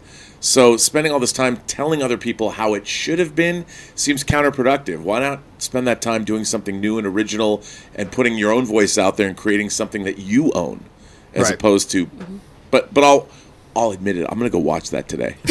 But I mean, at the same time, too, I don't see the function of telling if you like the prequels, the Star Wars prequels, I'll tell you when it comes up that I don't like them, but I'm never going to spend my time telling you you're wrong for liking them or telling you why you shouldn't like it. If somebody doesn't like Lion King, that's fine. I love the new Lion King. But if somebody else doesn't like the new Lion King, I'll tell them that I like it and why I thought it was great, but I'm not going to then spend my time telling them you're wrong for not liking it. Here's why you should like it. If you're being even-minded, you will like this. Like, it kind of is, to me, contradictory to the entire premise of what film as an art is. So, again, I'm not bashing on anybody else who makes those for themselves. More power to you. That's great. Much like, trailer reaction videos. I have no problem with people doing them. That's great. It's just not something for me. That's all I'm saying. It's just not something for me. I'm just giggling over here because I got assigned a Why This Movie is Trash script this week. And I'm like, oh, that's what I make. Again, and there's a place for it. I guess it's just not something that appeals to me. I mean, that's all. All right, let's move on here. Next up, JB Bonifacio writes, John, I know people have thrown tons of recommendations at you, but I just know that if you like Firefly, you'll love Cowboy Bebop. Am I right, Chris and Robert? Good. So just a little bit of background on this. Yesterday, I finished watching a series that I've been binging for the last couple of weeks, and I got through all the seasons of it, and I was done. So I got on Twitter, and I asked everybody, I said, hey guys, I just simply put this one thing up. I'm looking for a new show to start binging. Any suggestions is what I wrote. And I got 571 replies. Wow. 571 replies. And by the way, thank you to everybody who sent me replies. And I'll tell you, you know what name came up more than just about any other? I was going to say Hereditary, not Hereditary. Euphoria. Euphoria came up, and all I remember is you and Rob having that conversation about Euphoria at first. But I was really surprised to see how many people are suggesting Euphoria. So I think I may actually start binging Euphoria. Maybe when I get on the plane tomorrow night to fly back to Toronto, maybe I'll pop on Euphoria. Did you ever start getting? Because I know you watched the first episode. Yeah, I felt dirty after watching it. Yeah, so you never. I felt like I shouldn't enjoy it as much as I did. So you never picked it back up? I have not finished it, but I will go back and watch it.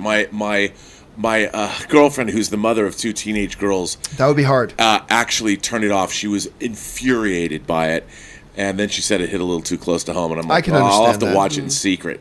Have you watched any of it, Chris? I haven't. A lot of people in my family have addiction issues, and so shows like that are just really hard for me to watch. And apparently, that's by design, I guess, but a lot of you guys recommended me to check it out, so I will probably check it out here at some point. I forgot about it. Guys, Cowboy Bebop, is that something I should be watching? Cowboy Bebop's so good. Bruh, it's awesome. So good. I sign off all of my videos Sea Space Cowboy, which is how they end all of their episodes, and I love it, and it's the best thing ever, and I know you're not a big anime fan. I'll loan you my 4-disc CD set of the music. Oh, the music's so good. Dun, dun, dun, dun. I have a signed copy from Stephen J. Bloom. All right, thanks for the recommendation. 1, 2, 3, 4. Let's see. Thanks, JB. All right, S. Beam writes, Rob, did you order Shuri 6th scale to go with Black Panther? That's the big question today, Rob. Bruh, I prepaid for that stuff months ago, and I hear she's shipping. I mean, all this controversy about how short she is or tall she is.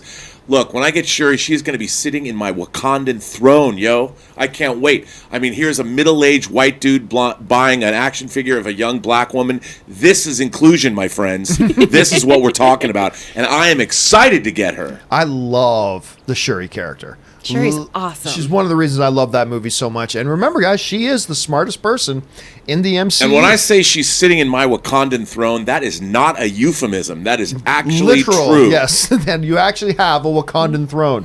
All right.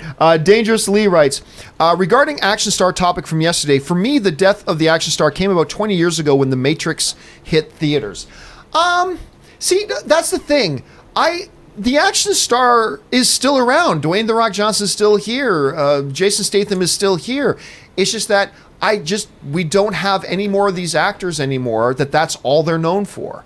Like now you have Tom Cruise, who is a star in action films, but he's so much more than just an action star. You have guys, who will do these, Ryan Reynolds, who can do great action movies, but he is so much more than just he's not an action star. He's a movie star who does great action. And I think that is the dying breed. We're seeing, you know what it reminds me of, Rob? And this might hit close to home, but forgive me. What it reminds me of is the state Star Trek was in prior to the JJ movies, where there is a Star Trek fandom out there, and it's passionate, but it's also dwindling, and we're not getting any. One foot in the grave, as it were. Yeah, it is a fandom that is literally dying off because you're not getting new fans coming on board at this point. And today it's different. Now the Star Trek fandom is a little bit more thriving. The makeup of it is a little bit different than it was years ago, but the state of fandom today is different. But that's what it reminds me of the action star today. There are still those holdouts. It's the same guys we were talking about in this conversation 7 years ago with The Rock and Statham and stuff like that. It just feels like we expect more. But by the way, John, what do you think about? But I want to ask you, because I think he has something interesting. I want to hear your point. He brings up the Matrix specifically. Yeah. Do you see a turning point in the Matrix itself? No, because I see the Matrix more as a science fiction film rather than a pure action movie. Yeah, that's true. But I wanted to bring up one of the most unsung, what I think is one of the most genius, most underappreciated action films ever made. And that is, of course, the Brian Bosworth-headed Stone Cold, directed by Craig Baxley, starring Lance Henriksen as the leader of an Aryan motorcycle gang. If you guys have not seen Brian Bosworth, Stone Cold rules. It's on Blu-ray. You have to get it. It is so awesome, and Lance Henriksen deserved an Academy Award for Best Actor in that movie. My God. You have to see Stone Cold. That was so bad. But it's so good. You know what that is? So good. This is a reversal of our Megaforce conversation, where I'm like, no, dude, Megaforce is the greatest thing ever. Stone Cold is legitimately straight up an awesome action masterpiece. The Boz. All right, guys, let's keep moving on here. Megaforce is not. I love Megaforce. Life is like a wheel, Rob. It all comes around. All right, Rob Noel writes, Rob, have you downloaded the Gundam Gunpla yeah. game where you can customize your own Gunpla? I don't even know what that is. And I watched okay. From across every series of Gundam, you can change the colors. Rob, it sounds like something that would be right up your alley. I have not. Gunpla is, for those of you who don't know, are Gundam model kits. And they have done like the Gundam fighters. They've actually incorporated the idea of building Gundam model kits into Gundam series. I have not downloaded this game. Great. That's all I need is another Gundam game to download. I mean, I've been catching up with Gundam Origin. I just had to fix one of my Gundam Perfect Grade models in my garage because a piece broke off, which I was very upset about, even though it's Snap. It was a glue piece. I love my Gunpla. I really do. But if I download a game like that, I'm still worried about how can I get that new Gundam the $900 new Gundam figure that's coming out in December that's sold out everywhere. If you guys can help me get this for my Christmas season, not for anybody else but me, I would be greatly appreciative of You'll that. be a real Shazam if you do that for him, guys. A real Shazam. That reminds me, one of the best things I saw at Comic-Con this year was like a 4-foot tall, actual transforming Unicron. Did you see that when we were there? And do you know who's making that, John? Hasbro. Dude, I've never bought a Transformer. I want that shit. That looks awesome. So Unicron big. from the Transformers movie. I mean, voiced by Orson Welles. That figure is awesome. I just want it in planet mode, and I want to hang it from my bedroom so I can look up at it every morning. And it actually transforms like 4 feet tall. It's like $600. I think it might even be a little bit more than $700 that. and you got they need to get like 8,000 of them ordered before they're going to make it. Yeah. HasLabs is making that. Dude, But I want it. I was talking to Ann about it. She goes, I get 40% off. I can't get it for free, but I can get 40% off. I'm like, because I love that idea. You just gave me, I was going to find somewhere to put it. You just gave me the best idea. I'm going to hang that crap from the ceiling. And then I got Star Wars Galaxy's Edge. There's a shop they have where they have a 6-foot-long cast metal Star Destroyer hanging from the ceiling of one of the things. And I'm like, how much is that? And they're like, it's not for sale, but we can tell you where to go get it. I'm like, yes, because I don't know how much it's going to cost in my life, but it's going to be worth the price. Going to be worth the price. Hang that right beside a flying Unicron. All right, sorry, we got to keep moving here. Who would win in a battle, John? Unicron or a Star Destroyer? Well, Unicron is a planet. It would eat it. It would eat it. Of course it would. Which kind of makes him a ridiculous Transformers villain because he's a planet. So anyway, that was Noel. Okay, Dangerous Lee writes, 2 of 2. Oh, sorry, there was a 1 of 2 Dangerous. The Matrix stuff. Okay, so then he follows up with, when studios started casting high quality actors and gave them months to train to become action stars, the Jackie Chans, Van Dammes, and Seagulls truly became obsolete. Never seen. That is a great observation, Dangerous. That's actually a great observation because I think that's something I hadn't considered. That there was probably a time that you needed people who could do the action and just bring them in and do it. But yeah, Matrix, with all the time they give Keanu Reeves to I know Kung Fu, with all the other stuff, they now get them a year in advance, start training the hell out of them. So I had even thought about that, guys, as one of the influences in this, is that now you don't need a Jackie Chan or a Steven Seagal or a Van Damme to come in to make it look good. You got the time and the resources and the money to get that actor to look good doing it, and that's something I hadn't considered. Is that something you brought into your thinking, Rob? Because I know I did. No, I mean, that's a really good point. But on the other hand, I would say, again, the Matrix movies still rely heavily on visual effects and wire work. And whereas you look at a Jackie Chan movie, like they just released Police Story and Police Story 2 on Blu-ray. I mean, Jackie Chan was doing that for real. I mean, he the verisimilitude, my favorite word. I mean, sure, they would augment what he's doing occasionally, but when you saw Jackie Chan do something, just like Tom Cruise, even though he's got assists, but when it's real, you can feel it. And when you're watching Agent Smith battle Neo in the Matrix movies, you're watching a combination of training, but a lot of visual effects, and when you watch Jackie Chan do the stunts that he did in real life. Legend of the Drunken Master. Oh, and you can tell that they're real. You can feel it.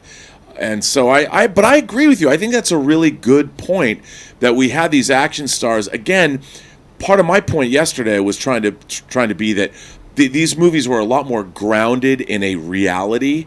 And when you're watching these guys do things, and female stars too, people like Rachel McLish, remember her, who's in like the Iron Eagle movies, and you saw Cynthia Rothrock. I mean, we saw people doing these things for real. They were really fighting the way martial arts stars of yore always did. By the way, if you like the verisimilitude of stuff, and you like things like Drunken Master and all that kind of stuff, did you ever see the Tony Jaa movie Ong Bak? Oh my God. Classic. If you are somebody who appreciates the fact that you can watch these older Jackie Chan movies and it's actually him doing all this crap, one of the kids in this world that he influenced the most was this, I believe he's Thai, is Tony Jaa, who was in Fast 7. I think he was in Fast 7. And the reason been that if he was ever able to truly master the English language, he would have been a breakout star in North American films as well. But he's made a couple of films, but his masterpiece is Ong Bak. Not a good movie, but oh my God, the things he does in this movie, and it's no visual effects. It's just crazy. If you like that sort of stuff, that's a movie you got to put on your list and make sure you go and watch. And there's that new series, Wu Assassins, that's coming out with, I can never pronounce his name, but the star of The Raid. Really? Yeah, I'm not familiar the with that Rad. one. It hasn't come out yet. I think it's Netflix. No, And okay. it looks pretty dope. Well, listen, guys, it's already past 10:30. We've been going for a little bit over an hour and a half. And guys like Robert and girls like Chris, they've got things they've got to go and do with their day. So we're going to take this opportunity now to say goodbye to them today. Robert, thank you so much for being here. Your sage wisdom spewing forth from the hot tub of gooey goodness is Wow. always welcome and appreciated. Rob, where can people find you online? Well, you can...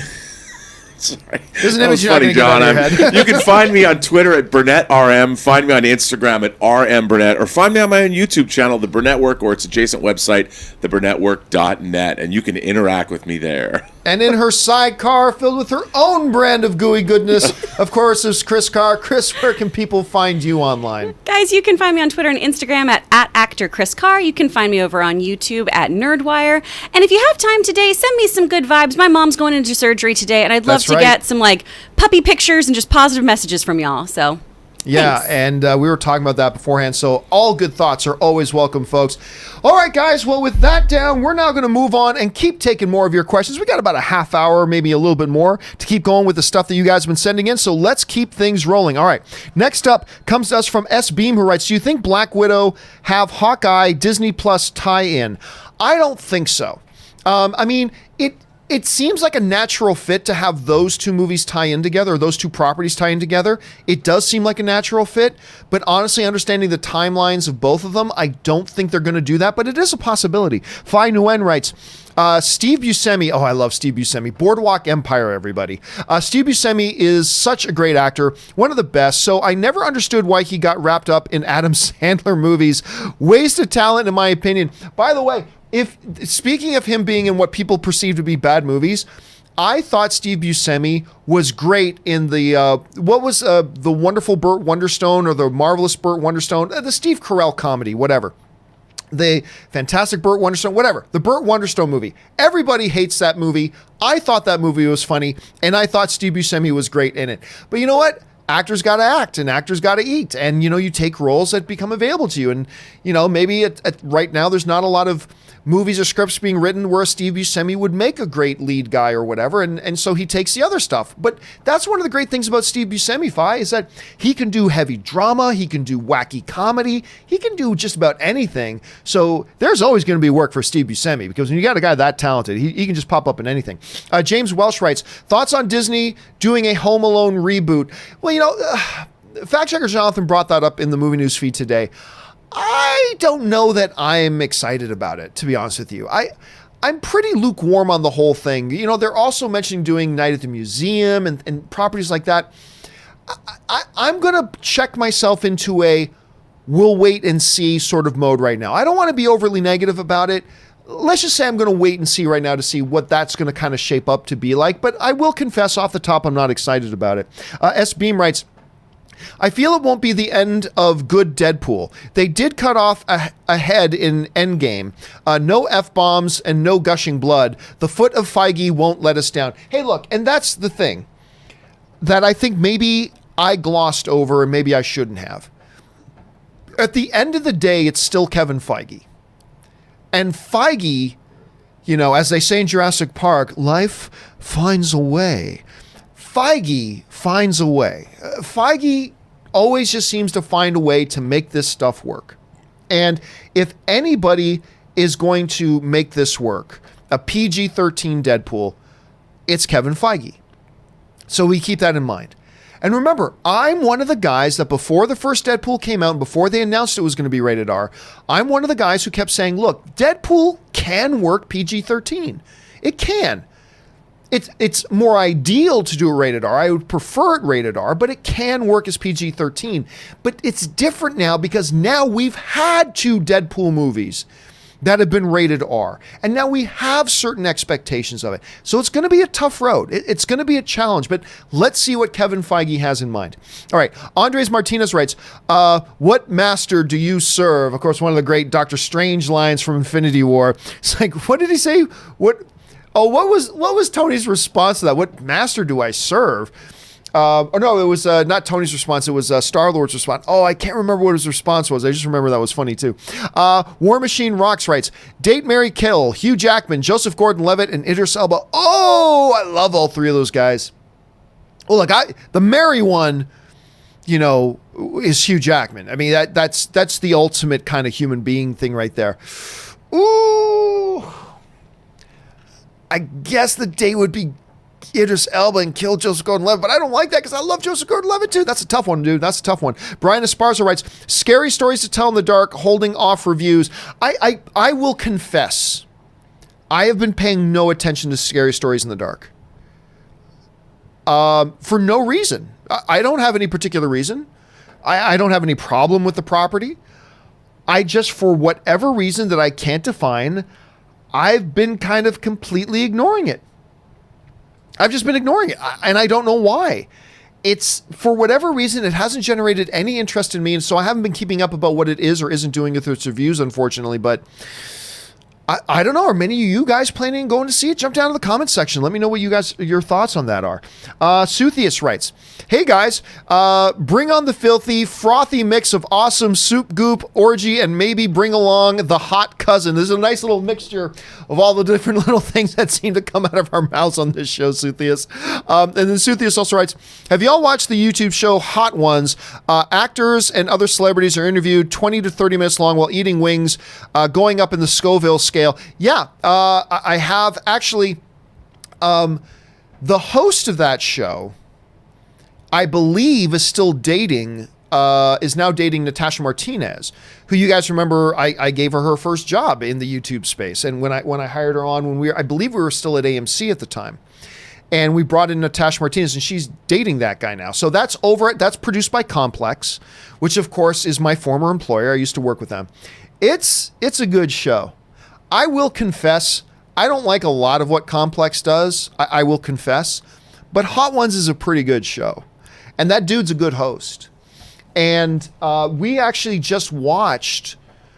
I don't watch it regularly, I confess, but we just watched the one he did with Idris Elba, which was really, really quite good. It's a neat done, and I think a lot of it has to do with how good I think the host is. I think the host, and I can't remember his name off the top of my head, I confess, but I think he does a really good job hosting. He kind of makes that show, and the concept is great. So yeah, let's see. Suthius also writes again, reactions are funny. Talking about Hot Ones again. The reactions are funny, and the interviewer, Sean Evans, that's his name, does a good job. You get to learn personal and career tidbits from the interviewee. It's addicting. And again, I think the strength of that show, it is a good concept. But great concepts can fall apart if you don't have the right host. And I think that dude does a really good job hosting it. I guess, Suthius then writes, I guess resizing leaves an aftertaste. Hence, Scott asking for orange slices, at the end of Civil War airport battle. In Endgame, after Clint returns from the test run, Scott has orange slices ready. Does he have orange slices ready? I don't remember that part. I don't know if the resizing process makes him hungry per se. And honestly, in Civil War, I have no idea why I found that line so funny. Does anybody have any orange slices? I don't know why I found that line so funny, but I do. The first time he said it, I laughed myself sick, and then I'm thinking, is that even funny? I'm not even sure that is in and of itself funny, and yet I laughed myself sick at it, and I'm not even sure why. Suthius follows up again with, do y'all think Homelander can take on Superman? No, probably not. I don't think Homelander can take on Superman. Kevin Lewis writes, ever watch, by the way, for those of you who don't know, Homelander is one of the big characters, probably the main antagonist in The Boys. Kevin Lewis writes, ever watch 70s Kung Fu TV shows, and would you want movie? You can't do a movie today of that. Today you simply cannot cast a David Carradine as a Chinese guy wandering the countryside. And I know they built in some some excuses around it. I get it, but look, there have been so many kung fu movies made about a wandering master that you could make a kung fu style show and have it in no way, shape, or form actually affiliated with the original Kung Fu series. So there's lots, because there's been so many movies like that. All right. Maxus writes, just saw Deadpool 3 could be PG-13. In France, Deadpool 2 is forbidden under 12 only. I don't think we grow up more traumatized than in the US. Do you think the rating system should be adapted? No, I don't. Remember, rating systems are simply there as a guideline, a suggested guideline to parents. In the US, any kid can go see an R-rated film. It's just that they have to see it with an adult, right? That's just taking responsibility, I believe, for, just so you know, as a parent, you can bring your kid to this, but just be advised it's rated R. It's more of a guideline. So I think, because the last thing, and what used to happen decades ago, is, a lot of times families and parents will get all up in arms. Your business to take money from my kid, are inviting my kid into your business to watch something I don't approve of them watching. And so the MPA kind of created the rating system. So no, I mean, anybody of any age can see a movie in the US, provided it's not NC-17. It's just that some of them with parental oversight has to come with the parent. So no, I honestly don't think they need to revitalize it. I really don't. I think it's perfectly fine the way it is. I know a lot of people, it's the cool topic to talk about how bad the rating system is. I actually don't find a problem with it. I really don't. They are suggested guidelines for parents, and they're only there to keep underage kids out from maybe seeing things that, if they have parents that might object to that material, it just puts a safety in for that. And as an adult, I have no problem with that. I have no issue with that. But that's just me. Jinyu Hichi writes, raspberry, only one man dares gives me the raspberry. That's, of course, Dark Helmet from Spaceballs. Love that movie. It's funny. I just got a text from Erin Cummings last night, because she sent me a text late last night saying, guess what me and Tom are watching? And she sent me this big picture of Pizza the Hut. I'm like, you're watching my all-time favorite spoof movie, which is awesome. Art Square Games writes, doesn't Cry Reese realize Tyrese Cry Reese, I see what you're doing there. Realize if Hobbs and Shaw does well, it could lead to more spin-offs, maybe even one with him and Ludacris. Guess that's out the window now. Look, again, I don't want to go into it all again. I was very, very hard on this issue yesterday, and I think I said everything I needed to say. All Tyrese is doing is damaging himself. He is damaging himself. And he's leaving other people if there are other people out there who want to give him a chance, he's not giving them much wiggle room at this point. He's got to cut this crap out. And it might be too late now. I don't know, but he's got to cut this crap out. R squared. You're right. He also follows up with, what do you think of the $12.99 Disney Plus Hulu ESPN bundle? And did you see Bob Iger blame Dark Phoenix for the revenue miss on the Disney's earning call? Well, I mean, first of all, we already talked about the Disney Plus ESPN bundle, which I think is marvelous. I'm super excited about that. He mentioned that as one of the causes. It's not like he said, the exclusive reason that this has happened is because of this one film, and that's it. There's no other reasons. He did highlight it, and he's right. That movie lost a bunch of money. So that contributes to how much money Fox lost in that quarter. It did. That's just a fact. But it wasn't the only reason. You know what I mean? And I don't think Iger was suggesting it was solely the only reason why that happened. But I'm very excited for that bundle plan, man. I really am. This is going to save me some money. All right, Kick It to the King writes, so you ready to admit that I was right? Bob Iger, for the fourth time, says that X-Men, Fantastic Four, and Deadpool are part of Marvel and the MCU. Time to no, because that's not what he said. He said specifically that it was going to have to be under a different banner. Alan Horn, the High Lord of all movie studios, came out on stage at the biggest movie event of the year, CinemaCon, where all the exhibitors are, and very clearly pointed out that Deadpool was going to be under Fox.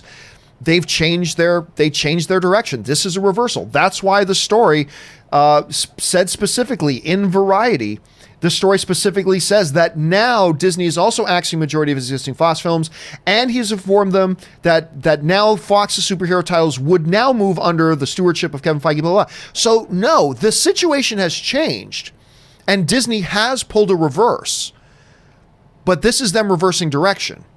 So you were incorrect at the time, and I was correct at the time, because that is what Iger was saying. That is what Alan Horn specifically laid out at CinemaCon, laid out that specifically Deadpool is going to be under Fox. Things have changed, you know. Fox loses almost $200 million in a quarter. All these problems popping up, and they've changed directions. So no, at the time, I was correct. But it wasn't my opinion. I was just telling you the facts. Here is Bob Iger's statement, what he directly said. Here is Alan Horn's statement, what he directly said. Therefore, that's what this is. They have now changed directions and altered things. It's like, here's the thing, Kick It to the King. It's like you're telling me that Tom Brady plays on the Pittsburgh Steelers. And I'm like, well, let's look at the NFL roster. Nope. It says right here that Tom Brady is on the New England Patriots. And you insisting, no, Tom Brady's the quarterback for the Pittsburgh Steelers. And I'm like, okay, you can say that, but here it is in black and white. He is the quarterback for the New England Patriots. Now, a year and a half later, the New England Patriots and the Pittsburgh Steelers pull off a trade. And they trade Tom Brady to the Pittsburgh Steelers and get back, 7 first-round draft picks, whatever. You can't then come to me and say, see, I was right. He's the quarterback for the Steelers. Well, now he is, yes, but at the time, the facts were that he was on the New England Patriots. At the time, the facts of this situation are, Alan Horn made it very clear at CinemaCon in front of all the movie theater owners in the entire industry, we got more Deadpool coming, and here he is under Fox. That's what it was. Things have changed. They've gone in a different direction now. It's a massive reversal. But it's not even that I was right at the time, because it wasn't an opinion. I was just pointing out the facts of what the actual heads of Disney were saying. Now they're saying something different, and here we are. And believe me, Kick It to the King, listen, I'm the guy who said that Venom wouldn't hit $800 million. I'm the guy who said that Aquaman wouldn't hit $1 billion, right? So I need to eat crow on this show. I make 50 predictions a day. Every day on this show, I make 50 or more predictions. When you give that many, I've got to eat crow on a bunch of them. I'm right a lot of the time. I'm wrong a bunch of times. So that's eating crow is nothing new for me, but that's not something I need to eat crow on, because that was the facts. Let's see here. Juan Mija writes, congratulations to Guillermo del Toro getting a star on the Walk of Fame. Do you have a favorite Del Toro movie? My favorite Del Toro movie still has to be, why am I freezing on the name of it? The one with the little girl during in the war. And why am I forgetting the name of that movie? I'm freezing on the name of that movie. I'm going to kick myself when I bring up the name of it. He won an Academy Award for, I believe he won the Academy Award for Best Foreign Film, and it's Pan's Labyrinth. Why I froze on Pan's Labyrinth, I have no idea. But Pan's Labyrinth. It's not actually, here's the thing, Juan. Getting a star on the Walk of Fame isn't actually that big of a deal. You can actually buy them.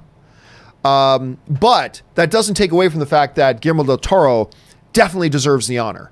And Pan's Labyrinth is my favorite one of his. Kevin Lewis writes, John, Rob, and Chris all fly to Earth 2 and meet their counterparts who are friends. John, Rob, and Chris all fly to Earth 2 and meet their counterparts who are friends, but John is an axe murderer, Chris is a fighter pilot, and Rob is King of America. Alternate Earths are ridiculous and not for the MCU, please. Well, I mean, that's... the old saying here, Kevin, about preaching to the choir, that applies here very sternly. You are preaching, my friend, to the choir. I am all on board with that good gospel message you're preaching. I think alternate Earths, multiverse, all that kind of stuff is bottom of the barrel, lazy storytelling, blah, blah, blah. Just like I think of time travel. But like time travel, that doesn't mean there aren't movies and TV shows that have done them very, very well. And that doesn't mean there aren't examples in movies of using multiverse stuff very, very well. There are always unique circumstances, but there are examples that they're done great. I just think for the most part, I find it pretty ridiculous and lazy. But that's just me. But great time travel. Star Trek, The Voyage Home, Back to the Future, right? A couple examples of it used. Multiverse, Spider-Man into the Spider-Verse. Great example of it being used great. So there are examples of it being used great, but yeah, in general, I'm with you, Kevin. I am. Dick17 writes, "Hey, John and crew, what are your thoughts on The Replacements? One of my favorite football movies, and love Jon Favreau. He's hilarious. Is that the one with Keanu Reeves and Gene Hackman?" Hold on a second. Let me just bring it up. As long as I'm thinking of the right movie. Because Jon Favreau plays this like hard ass. He was either ex-military or ex-con. I can't remember. But I think that's the one with Keanu Reeves and Gene Hackman. The Replacements, 2000. And yes, there it is. It is indeed the one with Keanu Reeves, Gene Hackman. Orlando Jones was in that one too. Faison Love was in that. I totally forgot about that. Jon Favreau was in there. Rhys Ifans was in there.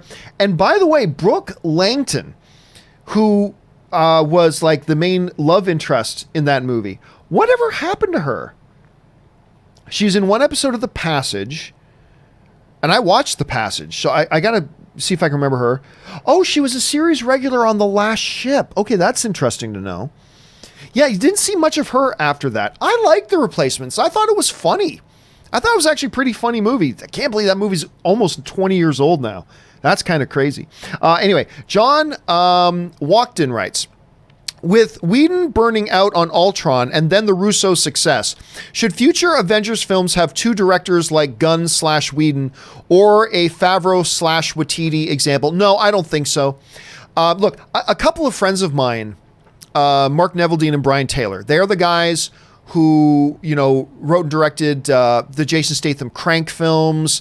And Brian was recently directing that show Happy that everybody's freaking out about and loves.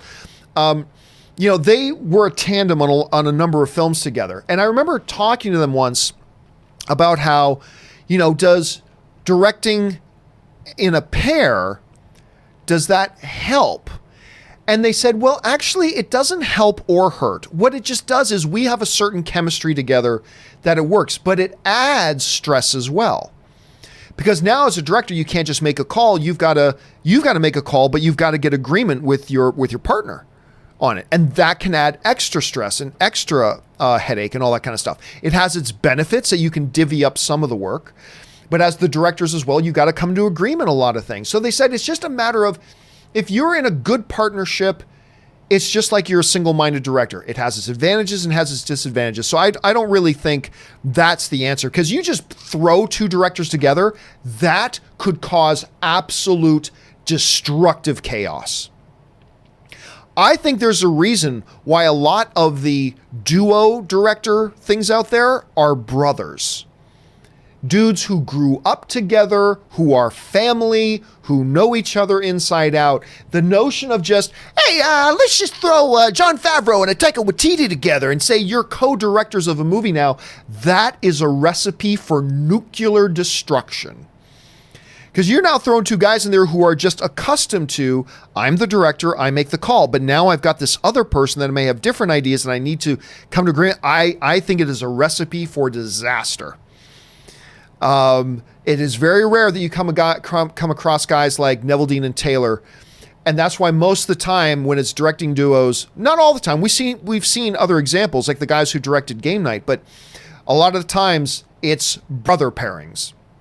It's sibling pairings, the Wachowskis, right? The Coens, the Russos, and many others.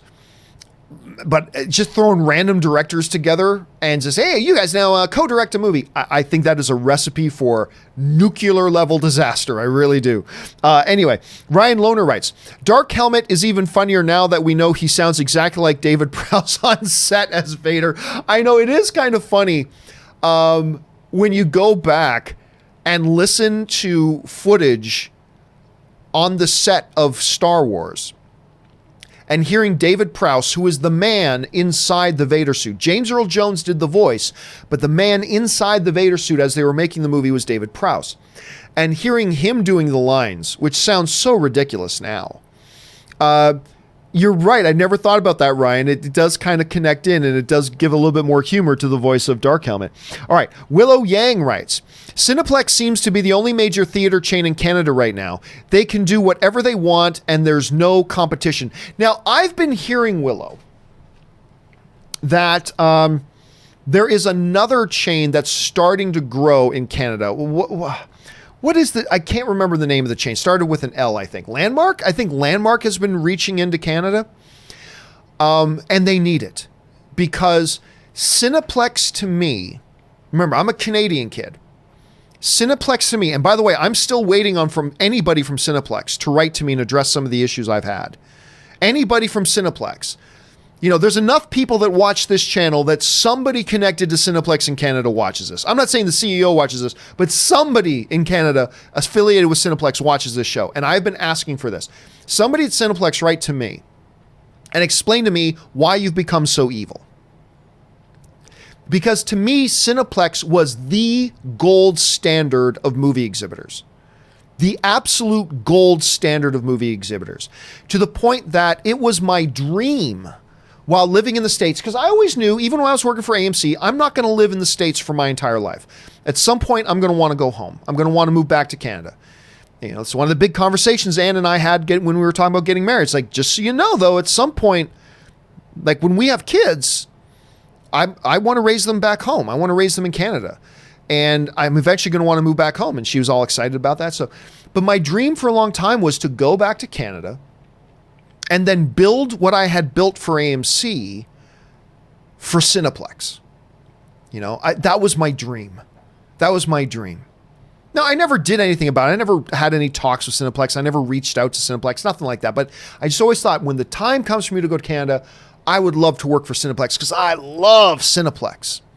They do some really shady stuff now, in my opinion, that has really disheartened me and disillusioned me.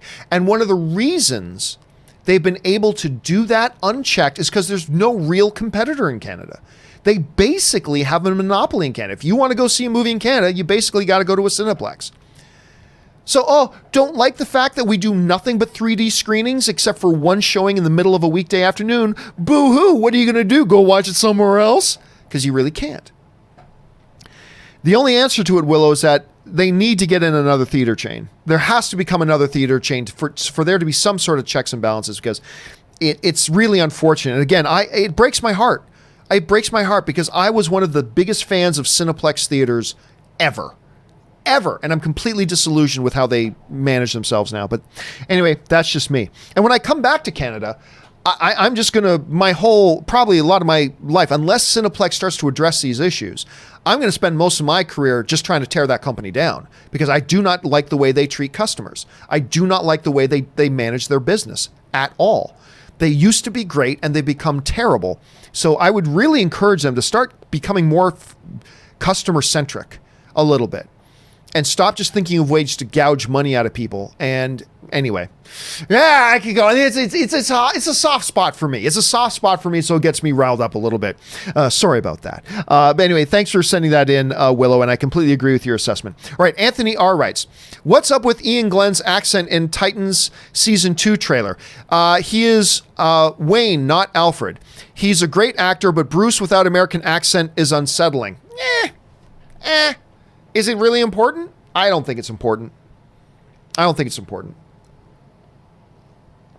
Look, even within the United States, there's different accents and dialects, right?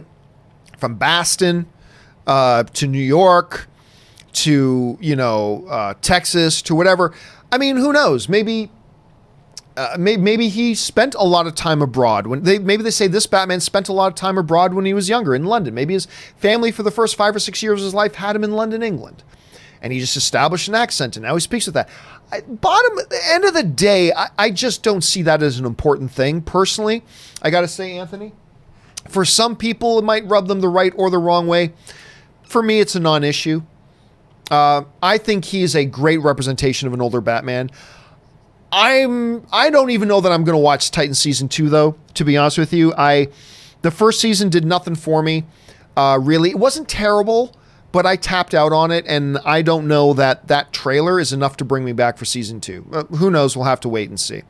Now, Doom Patrol, on the other hand, that I am counting down the days to Doom Patrol season 2. That is a completely different story. Love what the WB does with that one. Let's see. Either Audrey writes, weekly anime recommendation, genre, slice of life. Amama to Inazuma.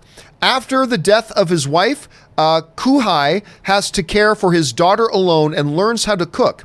That sounds like a little bit of a Grave of the Fireflies mixed in with Ratatouille. That's what that sounds like to me. They're a little bit of Grave of the Fireflies crossed with Ratatouille. Anyway, Either Audrey also writes, weekly anime recommendation number 2, genre, slice of life / comedy. Tanaka is always listless. Tanaka just wants to relax, but his fiery classmates keep interfering. That sounds like a sketch on a Saturday Night Live sketch. But, again, the 2 recommendations, Amama to Inazuma, and Tanaka is always listless. So there you go. Those are the 2 recommendations. And again, I love the fact I keep getting messages from people saying, hey, I went and checked out that thing that one of your readers recommended, one of your reviewers recommended. It's always great that you do that either. Thank you for sharing that, man. All right. Tumbula the Spider Monkey writes, big problem. I gave my 3-year-old niece Totoro to watch. My wife loves Totoro. Now her mother is telling me I need to explain to her that Cat Bus isn't real. Oh, God. Okay, parenting issues. I can't deal with that. This is why I'm going to be a terrible parent. So I, Timbula, have no advice that I can give you. I have no advice. All I know is that it's that type of situation that terrifies me as a parent. I don't have kids yet. And I'm constantly watching, Ann and I will be watching TV shows or whatever. Like when a daughter gets in trouble, I'm like, I'm going to be the worst. I am going to be the ultimate nightmare dad. Not in the sense that I'm not going to be loving to my kid, obviously, but I was the worst when it came to my sisters when I was in school, when I was younger. Because there was me, 5-year gap, kid. I have 3 siblings, all younger than me. And I was particularly protective of my sisters. And I just remember coming home and finding nothing wrong going on, just a couple of guys in the house with my sister when my parents weren't home, not doing anything wrong, and literally grabbing them and physically throwing them out of the house. To the point that, they would then, my sisters would go and then talk to my mother about how I was being an asshole, and they weren't wrong. And I just think to myself, I'm going to be the worst dad in the world. I'm going to be the worst dad in the world. Particularly for my poor daughter, if I have a daughter, because I'm just going to be like, yeah, you are a guy. I suggest you leave my house before I shoot you in the face with a real gun. I'm going to drive my daughter nuts. I feel so bad. I already feel guilty and bad for how paranoid and awful of a dad on that level that I'm going to be. I don't know how I'm going to deal with it. The only way I know how to deal with it, and I told Ann this, is if I could pick, I would want to have a son and then another son, like 1 year apart. Train them in mixed martial arts, get them involved in weight training, and send them to China for 4 years to study under the great Kung Fu masters. Then have them come back home 3 years later, 4 years later, and then have a daughter, and then just go, boys at school, keep an eye on your sister. And then I can get to abdicate any responsibility. Terrible dad I'm going to be. I'm going to love my kids to death, but I'm going to be awful. I'm going to be the worst, overbearing, overprotective, scared to death, fear consuming every ounce of my body. I'm going to be the worst. God, I already feel sorry for my kid, and I don't even have a kid yet. Anyway, Ann just keeps looking at me. It's like, I'll deal with it, honey. I'm like, okay, I'm going to be the worst. Anyway, So sorry, I can't help Timbula. All right, Nick Whitaker writes, "Hey, John and company, longtime watcher, first time super chatting. Thanks so much, Nick. I appreciate that, man. Name that John Campea rant. The sun shines warm, even in the winter." Oh, that was from the. We talked about it a little bit earlier in the show. That was from the Henry Cavill thing.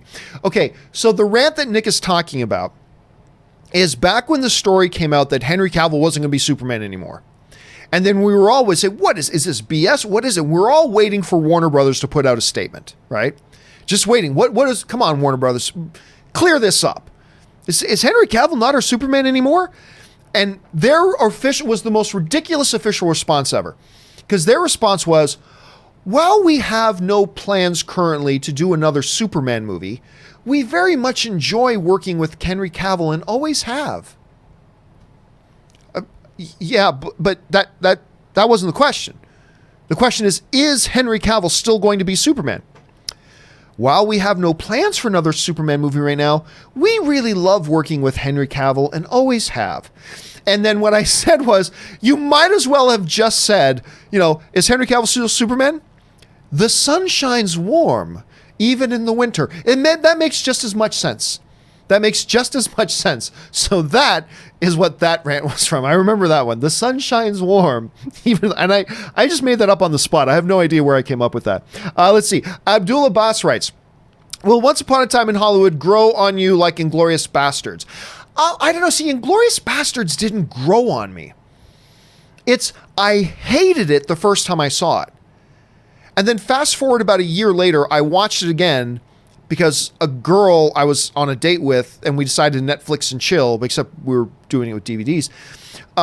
She wanted to watch Inglourious Bastards, so I'm like, okay, if that's what you want to watch, that's what we're going to watch.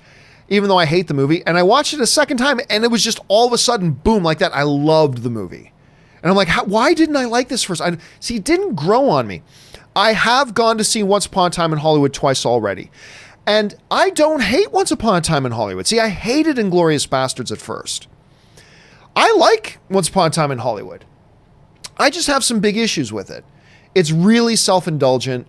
It's about 45 minutes longer than it needs to be. It has no discernible plot, blah, blah, blah. But it's got a lot of great scenes with great performances and a big payoff at the end. So I've seen it twice now, and I enjoy the film. I like it. It's a thumbs up from me. But I don't love it. So it's a very different situation, Abdul, from Inglourious Bastards. And now that I've seen it twice, I can say I probably feel about it the way I feel about it. I don't think it's going to change now that I've seen it twice.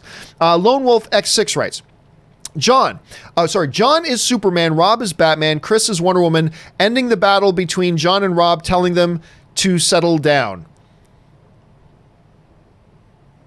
John is Superman, Rob is Batman, Chris is Wonder Woman, ending the battle between John and Rob, telling them to settle down. I'm not catching the reference. It's probably a bunch of you get the reference immediately. To me, it's going over my head. Anatol Dees writes, I feel Spartacus is better than Game of Thrones. You also, its initial with an A. Oh, okay, I see. Because I read it say Anatol, and it's actually initial. So instead of initial, it's initial. Initial D's. Thank you for pointing that out. Yeah, I agree. Spartacus is my number 3 all-time favorite show in history. Game of Thrones is not. Game of Thrones is in my top 10, but it's not in my top 3. Spartacus is in my top 3. So initial, hopefully I remember that in the future. Initial, I agree. To me, Spartacus is better than Game of Thrones. I think I'm probably in the minority on that, but I love that show. Let's see here. Jonathan Teft writes, Barry Keoghan is in talks to join the cast of The Eternals. Loved his performance in the movies American Animals and The Killing of a Sacred Deer. Can't wait to see what he brings to The Eternals. So listen, I got to bring up a picture of this guy. I got to see because this dude, I swear to God, every time I see a picture of this dude, I think it's basically, he's another Barry. I think he's Ezra Miller. So hold on a second. Let me see if I can get a picture of this guy here. Every time I see a picture of Barry, I just think I'm looking at a picture of either Ezra Miller or Ezra Miller's little brother. Hold on a second, I got one. Here we go. Let me bring this over. Tell me that this dude doesn't look like Ezra Miller. Come on. Tell me that this dude doesn't look like he could be Ezra Miller's brother. And this picture isn't even the best example. There's a lot of other pictures where he looks a lot more like Ezra Miller. So I actually kind of think that. Yeah, I mean, whether or not that actually turns out and he joins, I'm not sure, but it would be an interesting addition, Jonathan, for sure. But again, I'm just going to see it. I'm going to think, oh, they brought the Flash into the Eternals. I don't know why I would think that, but that just seems to come to my head. Jonathan Teft also follows up and writes, 2019 has been pretty solid for comedies. The Art of Self-Defense, Long Shot, I liked Long Shot. Late Night was pretty nice. Booksmart, I still think that's the best film of the year. We're all great, and I even enjoyed Stuber. I wish I enjoyed Stuber. You guys know, I was looking forward to that movie a lot. I was quite excited for Stuber. Did not work for me. I didn't find it to be all that funny. Bad pacing, bad plot. Dave Bautista, who I adore. I'm a big Dave Bautista fan. I didn't think he was particularly strong in it, and I'm a big fan of his. But whatever. But no, Long Shot was a nice little comedy. The Late Night was a nice little comedy. I still haven't seen The Art of Self-Defense. I got to get around to that. And Booksmart, I think, is the movie of the year, but not a lot of people gone to see it. So there have been some good ones. But, I think Good Boys can become that marquee comedy of the year. Booksmart will be the best of the year, but I think that Good Boys can become that marquee comedy of the year. You know what I'm saying? All right, Jonathan Teft also writes, just wish these comedies did better financially. I mean, I still don't know why Long Shot didn't get more people out to it. The trailers looked funny. Seth Rogen, people like Seth Rogen. I like Seth Rogen. Charlize Theron, who doesn't love Charlize Theron, in a comedy together that looked funny. And it was funny. I enjoy that movie. I don't know why it didn't do better. Things like The Art of Self-Defense, I don't even know if that got wide release. Late Night never appealed to people. I just don't think Mindy Kaling, I do think she's very funny, but I don't think she's got a big box office appeal per se. And the trailers didn't look good. I'll be honest, I don't think the trailers looked all that great. So I'm not surprised about that one. Booksmart, I don't know how you market that film differently, but to me, it's the best film of the year. But you're right. I wish a lot of those films did a lot better, Jonathan. Ben Rayner writes, do you think Disney has known about this for a while, hence all the Deadpool and MCU rumors? Where there's smoke, there's fire, right? Well, the thing about the Deadpool and MCU rumors, they all just came from fans because that's what fans wanted to see. Everybody wanted to see Deadpool in the MCU, even though I try to tell them it's going to be PG-13 if you do, and if that's what you want, fine. But I think that's where all the rumors came from. I agree with Rob on this. I believe the plan was to go forward with Fox, but they were very ready with a contingency to totally reverse course on that and go in a different direction. So I think all those rumors just came from fan service because that's what everybody did. Deadpool in the MCU, Deadpool in the MCU, Deadpool in the MCU. That's where all those rumors came from. They didn't come from anything legitimate. But I agree with Rob. I think they were like, plan for the best, that everything's going to be fine. But the moment we see this start going south and, they can't handle this, we're going to pull the plug on a lot of stuff. We're going to reverse direction. We're going to move these things around and we're going to go with plan B. And I didn't think, like I said, that producer friend of ours, I think they were right. It wasn't going to take much to nudge them in that direction. And an almost $200 million loss in a quarter was apparently enough to nudge them in that direction. And so I'll say this, Ben. No, I don't think they planned for this. I think they were prepared for this, though. I think what is pretty clear here is they were prepared for this. So I agree with the way Robert put it. Anyway, Ben also writes, over under 35%, Keanu is Hobbs and Shaw 3, new team.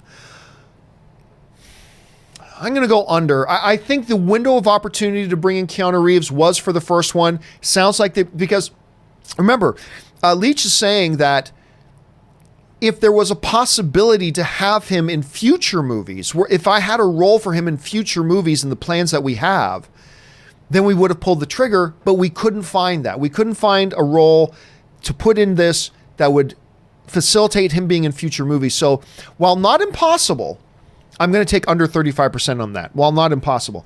Stubble McShave writes, according to the Hollywood Reporter, BAFTA adds casting category. Yep, and that was one of the things we talked about off the top of the show here today. I think it's interesting. I think it's something that the Academy should look at for bringing into the Academy Awards. I actually think the Academy Awards should bring in best casting. Outstanding casting. So, I mean, we'll see how that goes. All right, Zaya writes, Us. Okay, so is that US or Us? Us has been on DVD since mid-June. Can we talk a little about your thoughts on the ending? I myself was mixed, but I still believe the movie is worthy for Best Actress and Score. Well, I'm not gonna get into spoiler stuff on that, but I will say this, what I've said all along. I thought the ending was quite bad. I thought the ending made no sense. I thought the ending threw a lot of the decisions made in the movie right out the window logically. I did not think it was a good ending. I am not going to say it's worthy of Best Actress because there's a lot of movies still to come this year. I would say this, if the Academy Awards were being held tomorrow, I would definitely have Lupita Nyong'o as one of the nominees. Absolutely I would. But it's only August. We haven't even gotten into award season yet, so she may or may not get a nomination. So I'm not going to right now, Zaya, say that it's worthy of Best Actress. Well, we don't know yet. we simply don't know. Because they just don't just hand out Academy Awards based on your performance. They hand out Academy Awards on your performance in relation to all the other performances that came out that year. So that's the sticky part. But yeah, I thought the ending was a bad ending. That's why I like Us. I like the movie. For me, Jordan Peele is 2 for 2. I liked Us, but I didn't like it nearly as much as I like Get Out. So, and a lot of that has to do with I thought it was a very poorly thought out, bad ending. It's a great concept. They didn't know how to bring it. They didn't know how to stick the landing on it, though, and that's how I feel about it. All right, Clay Woodley writes, out of all the major comic book movies coming out next year, Wonder Woman, Venom, Birds of Prey, Black Widow, Eternals, Bloodshot, and New Mutants, which makes the more money? To me, that's easy. To me, it's Wonder Woman. The first one made over $700 million, or did it get into the $800 million range? Hold on a second. Let me just double check this. Wonder Woman box office. It might have gotten into the 800. Yeah, it was $800 million. $821 million. The first Wonder Woman movie, first one out of the gate, made $821 million. Patty Jenkins did a magnificent job with that movie. I thought it was quite good. And a lot of people thought it was quite good. I don't see any reason to believe that it won't make more than that. And so you're talking about Wonder Woman 84, to me, is a potential billion-dollar film. I'm not saying it's going to make $1 billion, but to me, it's a potential billion-dollar film. I don't think anything else on the list is. I mean, they could be. Venom could be, although I think Venom overperformed at over $800 million. I think Venom 2 is going to make a lot of money. I don't know about $1 billion. I don't think Black Widow is going to be $1 billion film. I don't think Eternals will be $1 billion. These are all make money. These are all be big and successful. Bloodshot's definitely not. New Mutants isn't going to be. So yeah, I'm going to say, I believe out of all those films, the one that makes the most money, I believe is going to be Wonder Woman. Wonder Woman 84. That's what I think. I'm going to stick with it. So we'll see what happens. But who knows?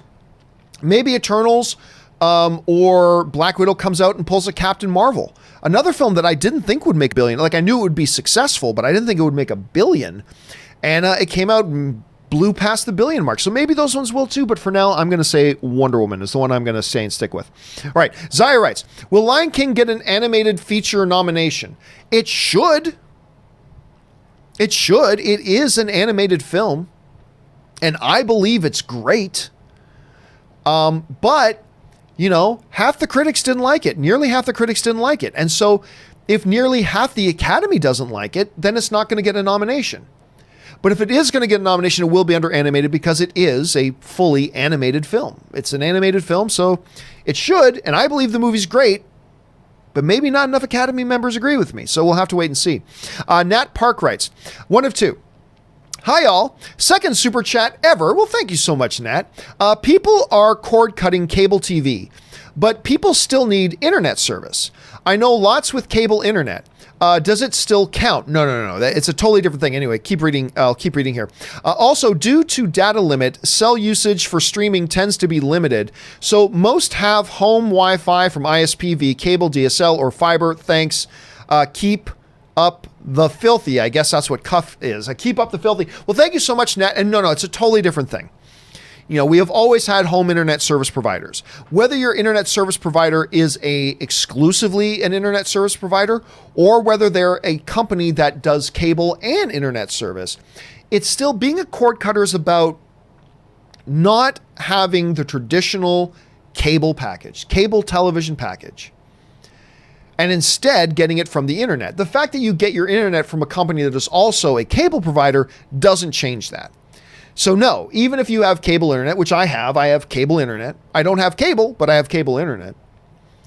I am a cord cutter. I do not subscribe to a television package. I don't subscribe to the traditional, 900 channel television package. I don't get that. I subscribe strictly to online services, and that is the definition of what a cord cutter is. I can see where you're going where you're going with that, Nat, because of the semantics of it. I see where you're going, but no, yes, even if you get your internet from a cable provider, it is still considered being a cord cutter. So anyway, that's how I would approach it. Nat, and thank you for sending that in. It's an interesting question. All right, Murray Reich writes, the problem with all these sports subscription services is that if you are trying to watch your local team, you will be blacked out until the game is over. So if I want to watch my local TV teams, you either have to get regular cable or go to the games themselves, or just use a VPN service, which also costs. Well, there are some VPNs that are free, but I got the NHL package specifically so I could watch Toronto Maple Leaf games and watch some LA Kings games. But when the LA Kings are playing at home in LA, the NHL has a rule that's got to be blacked out on that, because they'd rather you come to the game, right? They would rather you come to the game, and I get that. But that's still fine for me, because there's so many other games I can watch. I can watch all their away games and all that kind of stuff, and I get all the Toronto games. That's really what I get it for, because I want to watch the Toronto Maple Leafs. When I get the NHL package, I'm getting it to watch the Maple Leafs primarily. So yeah, that is an issue. That is an issue.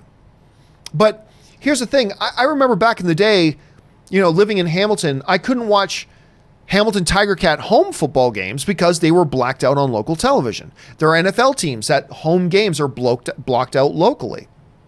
So that happens. And so it's not, I would say, Murray, it's not a problem that is unique to the streaming option. It's a problem in the streaming option, but it's not a problem that's unique to the streaming option. And will require us to find workarounds. Let's put it that way. Will require us to find workarounds. Excellent point you bring up, though, man. All right, the Bearded One writes, what are your thoughts on the VHS movies? For those of you who don't know, the VHS movies are like these horror anthology things. Like the first one, which came out years ago. The basic concept of this, it's low budget. I don't believe they got theatrical release, I don't think. I think it was from Magnet. These guys are hired to break into a house and steal a VHS tape, but there's a bunch of them, and they start watching these tapes, and the tapes basically all contain various found footage horror tropes. I don't even remember, to be honest with you, if I got through the first one, because I'm kind of over the found footage trope, and I think I was back then as well. What's the one with Michael B. Jordan and Dane DeHaan? I love, from director Josh Trank. I remember it starts with a C. I'm freezing on the name. I remember the name of the director and all the stars, and I'm freezing.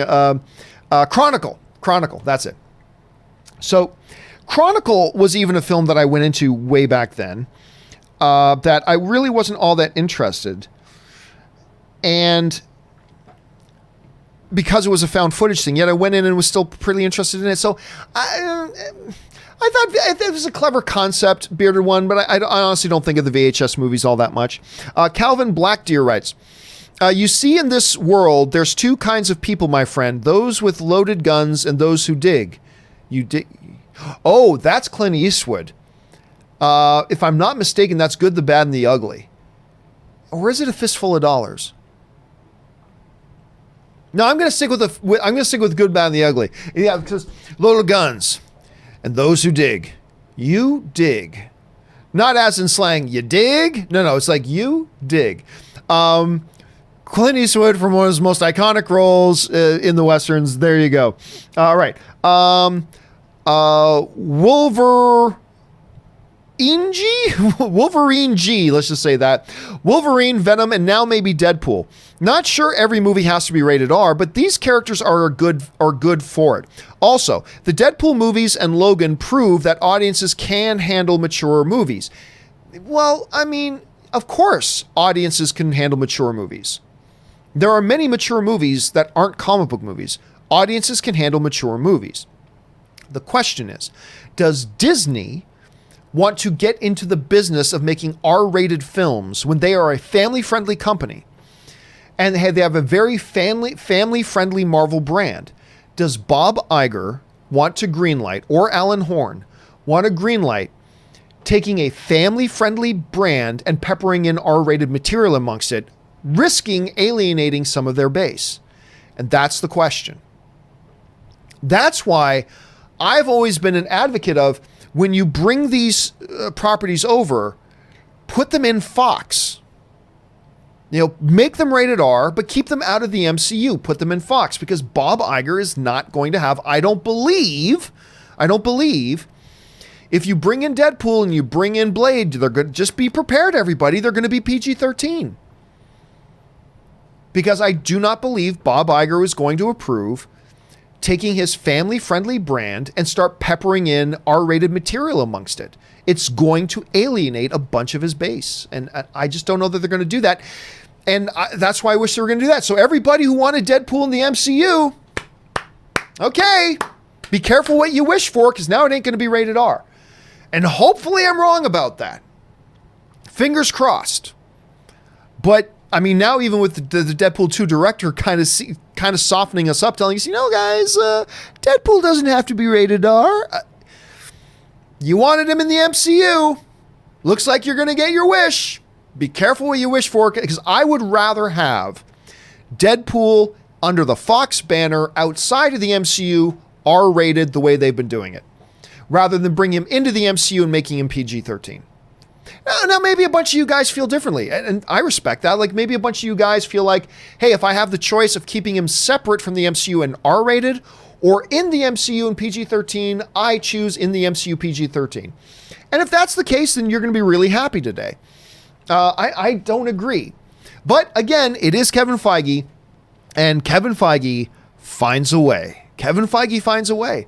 All right, Samuel May writes, how do straight-to-DVD movies work? Do they just lose the studio money, or does the studio count on the sale of the DVD to help make profit? There's a hour-long answer for that. The basics of that is this, though. Straight-to-home video movies do not have Hollywood wide-release budgets.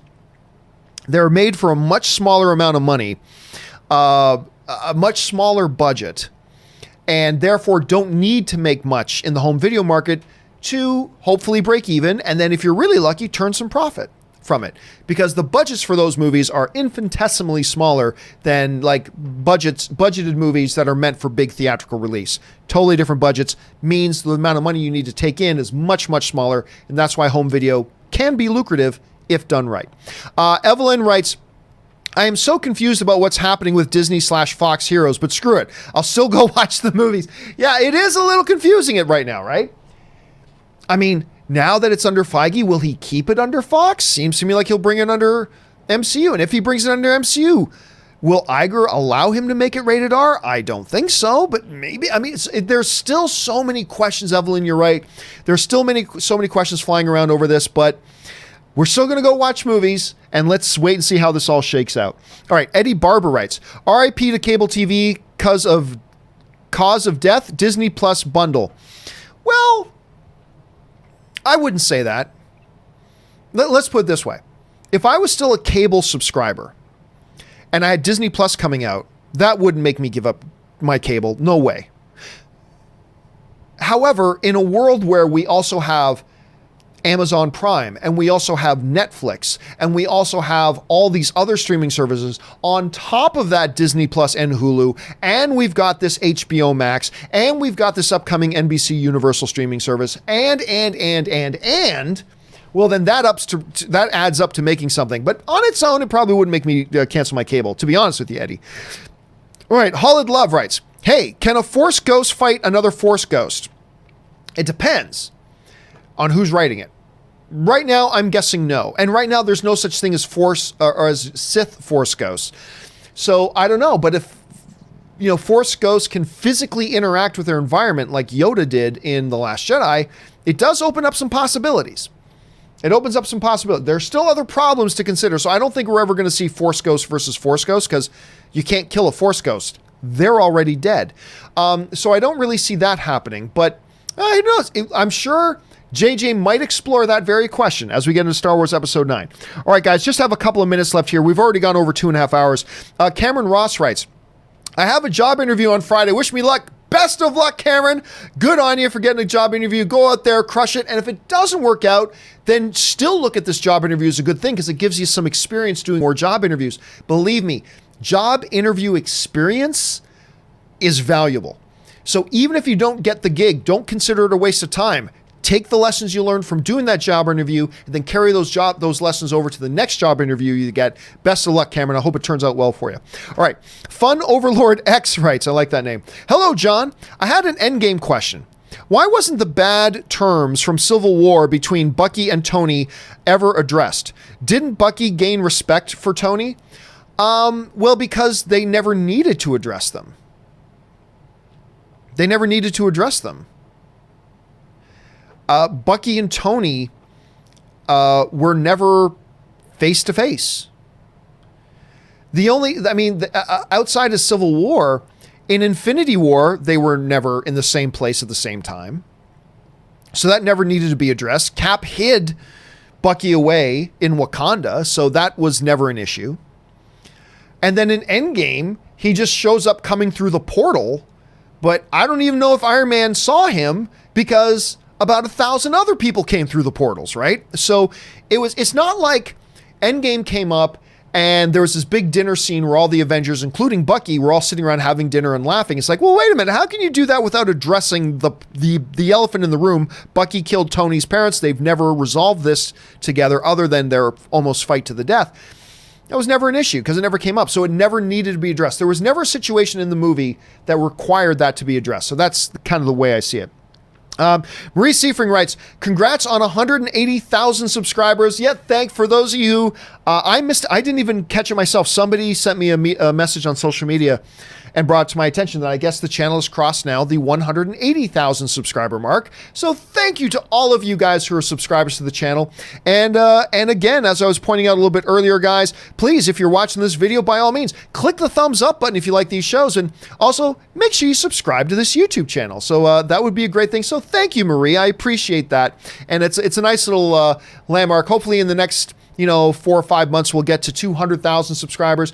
I am planning to do a 100 million view party. I'm not quite sure how far we are from 100 million views. Let me just take a quick little peek here. I'm wasting time. I don't mean to. I apologize about that. But let me just take a quick peek here and see how many views the John Campea YouTube channel is at. Because you remember when I was at AMC, it took us like 4 years, but we got to 100 million views. And we threw a big 100 million view party.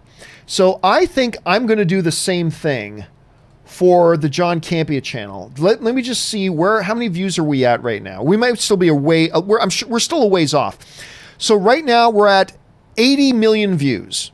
So right now the John Campea YouTube channel has 80 million views. So when we get to, so we got 20 million more to go. We're averaging, 3 to 4 million views a month. So maybe, in the next year, we'll be able to have, we'll hit 100 million views and we will throw a John Campea YouTube channel 100 million view party, much like we did when we hit that mark at AMC. So, and actually I'm on pace to get to it faster than we got to it when we were at AMC. So that's a good thing, I guess. But anyway, thank you for that, Marie. I totally appreciate that. All right. Where are we at here? Matthew Leach writes, Lucasfilm is taking a non-Star Wars or Indiana Jones property under its wing with Children of Blood and Bone. Have either of you guys read the book? I'm curious to see what Lucasfilm will do. Straight up, I am not familiar with this. I have not heard this news. I know nothing about this. Hold on a second. Lucasfilm. What do you say it is? Blood and Bone. Let me just see if I can find anything on here. So I guess this news just came out this morning. This just came out, or okay, came out within the last day.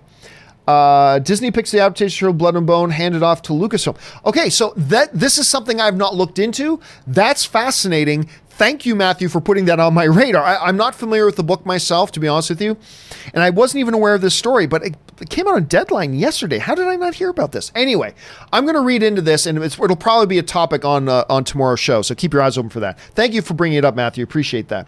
Okay, next up, Joe Telly writes, "Hello, John. Have you seen the movie Forever Strong? It, like many other movies, I don't remember hearing it, and then I look it up. It's like, oh yeah, I did see this. I don't remember the name Forever Strong. Let me look it up here. Apparently it came out like 10 years ago. I've never heard of it. Sean Austin's in it. Neil McDonough's in it. But I've never heard of it. I don't think this got a theatrical release. At least I don't remember it. So, no, I have not seen the movie Forever Strong, unfortunately. Captain N writes, a premium Disney Plus and Hulu. I don't need ESPN. Oh, I do. I'm so, like, first of all, Disney Plus and Hulu alone makes $12.99 a good deal. But I love ESPN. Particularly ESPN Plus, because they put a lot of the UFC fights on ESPN Plus. So that's why I have ESPN Plus. So for me, brother, it is a great deal and a good value. All right, just two more questions today, guys, and we're going to wrap things up here. Adam Douglas writes, a downside to bundle is Hulu is the ad-supported version. I have Hulu ad-free, so I'll be waiting for a bundle with that or getting Disney Plus separately. See, here's the thing, Adam. I think... I'm going to make an assumption here, and maybe I should be careful about making an assumption, but I'm going to make an assumption here that you can get the ad-free version, which by the way, I also have Hulu ad-free. I bet you'll be able to get the ad-free version with an extra add-on cost that will still make the bundle well worth it. So I'd be surprised if they didn't offer an option. So you can get the bundle, with regular Hulu, $12.99, or you can get the totally ad-free for an additional $6 a month, $8 a month. When you consider what you and I are paying just for ad-free Hulu, period, that still makes that deal pretty good. So I still don't see that as a downside. I honestly, Adam, I still don't see that as a downside myself, as long as they do offer that option. Because, you and I pay a significantly more amount of money for the ad-free version. I think it'll still work out. I still think the math will work out in our favor. I still think we'll be in the plus on that. All right. Final question we're going to take today. RPG with DBJ writes, Heath Ledger, Hugh Jackman, Robert Downey Jr., Chris Evans, casting brilliance, a must-have category. This may bring trust from the public with exposure as well. If you're talking about the casting people, see, and to me, one of the things that we mentioned a little bit earlier, RPG, is that it's not just the main stars of the movie. You've got to build a solid cast of characters around those leads. So forget about the main leads, the casting of, Chris Evans, Hugh Jackman, Heath Ledger. It's also all the dozens of other characters that have to be brought to life by other actors. You've got to match those in well. So it is understandable that we make we turn the bulk of our attention, RPG, to the big main stars and the big main lead castings. That's totally understandable that we do that. But it goes well beyond that. It's all the maybe even harder work. Because like Rob was bringing up, for some of these big castings, that's a decision made by the studio. But for the harder work of filling out the right people in these roles to go around and create a cohesive cast, huge work of labor. That's why I'm for it. Now, don't get me wrong. I'm not going to complain if the Academy Awards don't include casting. I'm not going to complain, but I am in favor of it. I think it would be a good move on their part, and I think it will work out quite well. All right. Listen, guys, for everybody else who has sent in questions that we still have to get around to today, from Connor Berry, Ben Rayner, Dark Knight 117, and everybody else all the way down, Do not worry, your questions are getting answered in a video today. I will be doing a companion video a little bit later on today. We've just gone over 2.5, we're almost at 2 hours and 45 minutes for today's show. So we got to wrap this thing up. I got some other work I got to do, but we will get to the rest of your questions that you sent in a video today. Keep your eyes open for that companion video that will be coming a little bit later. All right, guys. That will do it for me for this installment of the John Campea Show. Again, special thanks to Robert Meyer Burnett, to Chris Carr for being here, and a special thanks to you guys for being here and making this online movie fan community even possible. Thank you so much for being here, and all of you guys who sent in questions, thanks for giving us fun things to talk about and for supporting the channel along the way. Also, if you're looking for other ways to support the channel, guys, consider becoming a Patreon supporter of our channel. There's a link in the description to load to our Patreon campaign, things like audio-only versions of our podcast, access to our Facebook group, things like that. Hopefully you'll want to become one of those. And there are other ways to support the channel as well, guys. Again, make sure you subscribe to the channel, give this video a thumbs up, and make sure you leave your voice and your comment in the comments section below. All right, guys, that will do it for me for today. Thank you so much for being here. My name is John Campea, and until next time, bye-bye.